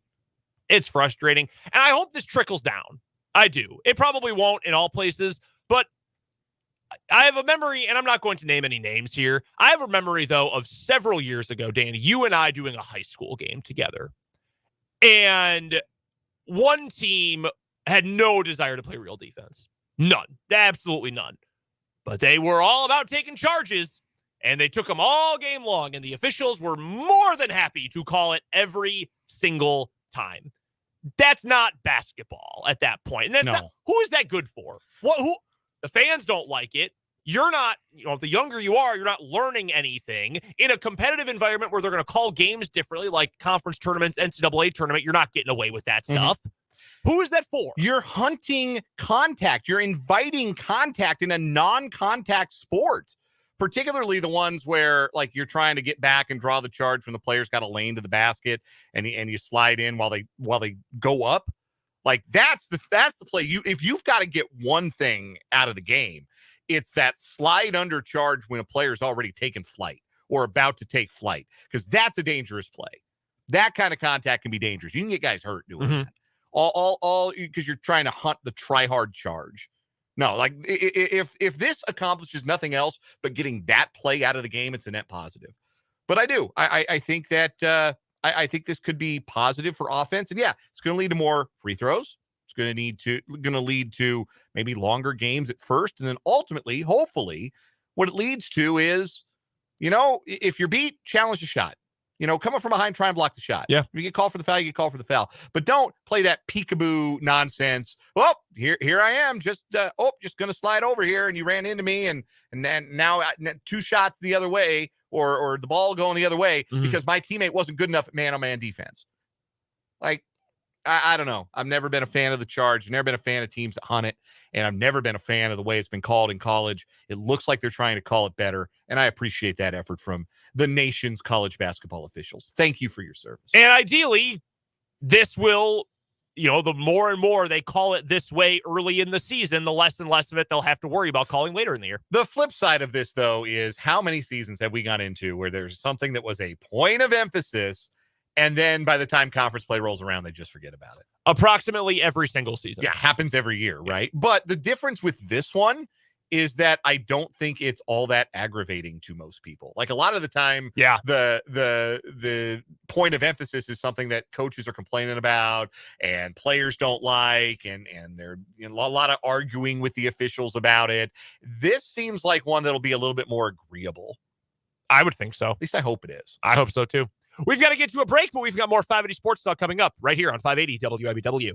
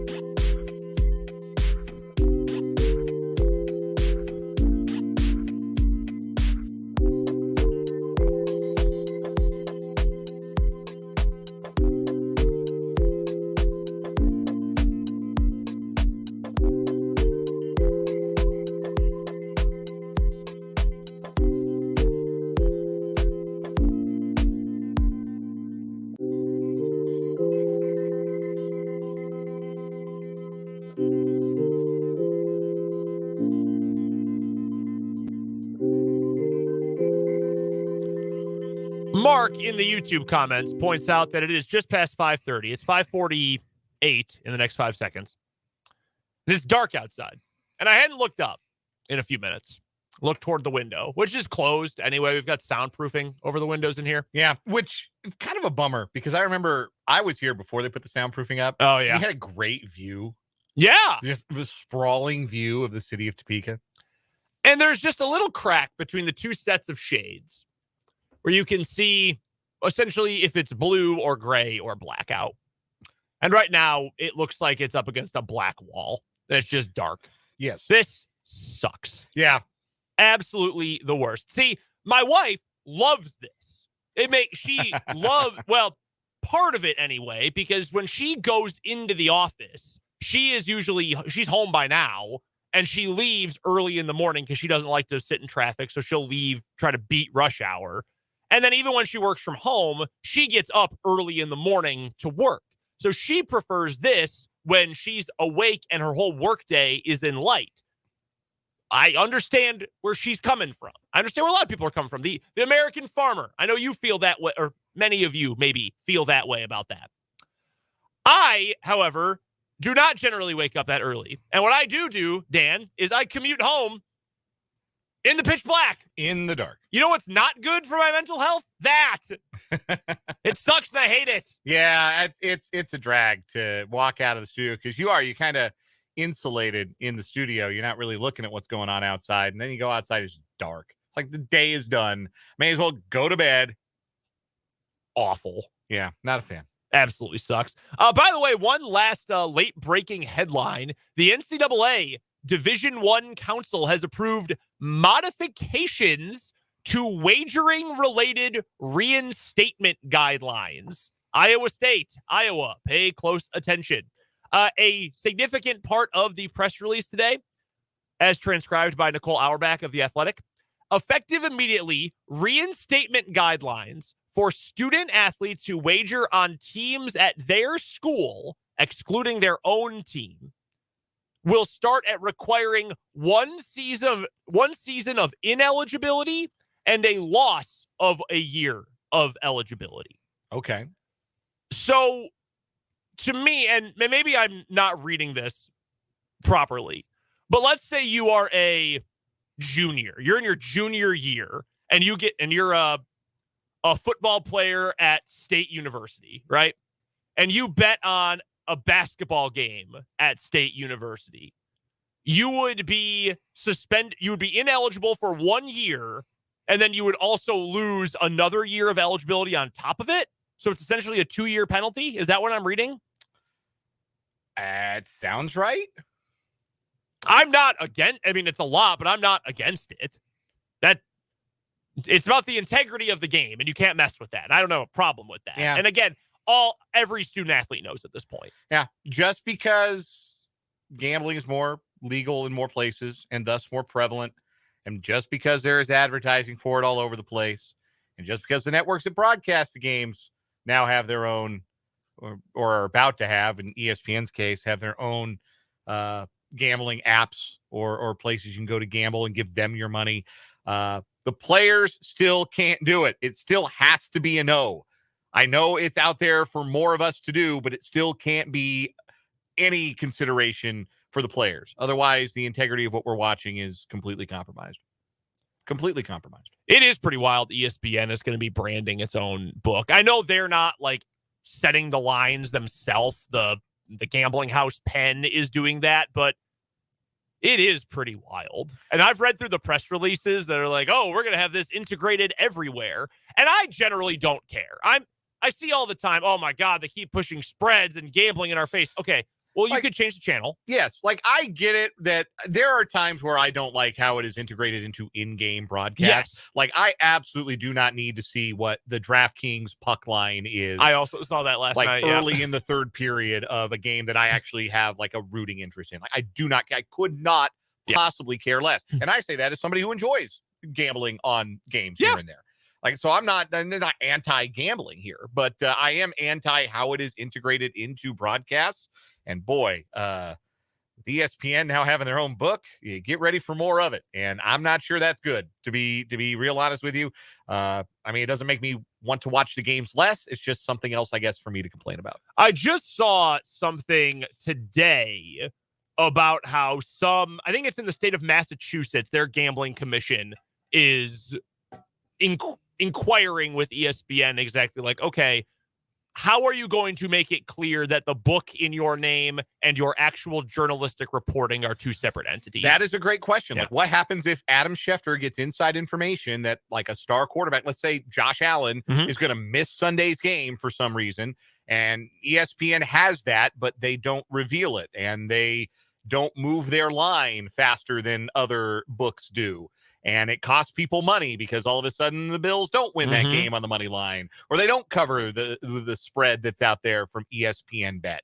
I don't know. I don't feel great about it, but we'll see. I guess that's the best answer I can offer people who are concerned about it. Like, I share some of those concerns. We'll see how it goes. Probably not smoothly, if we're being completely honest about it. We've got to get to one final timeout. We'll come back after this break. We'll finish things off with the final word here on 580 Sports Talk.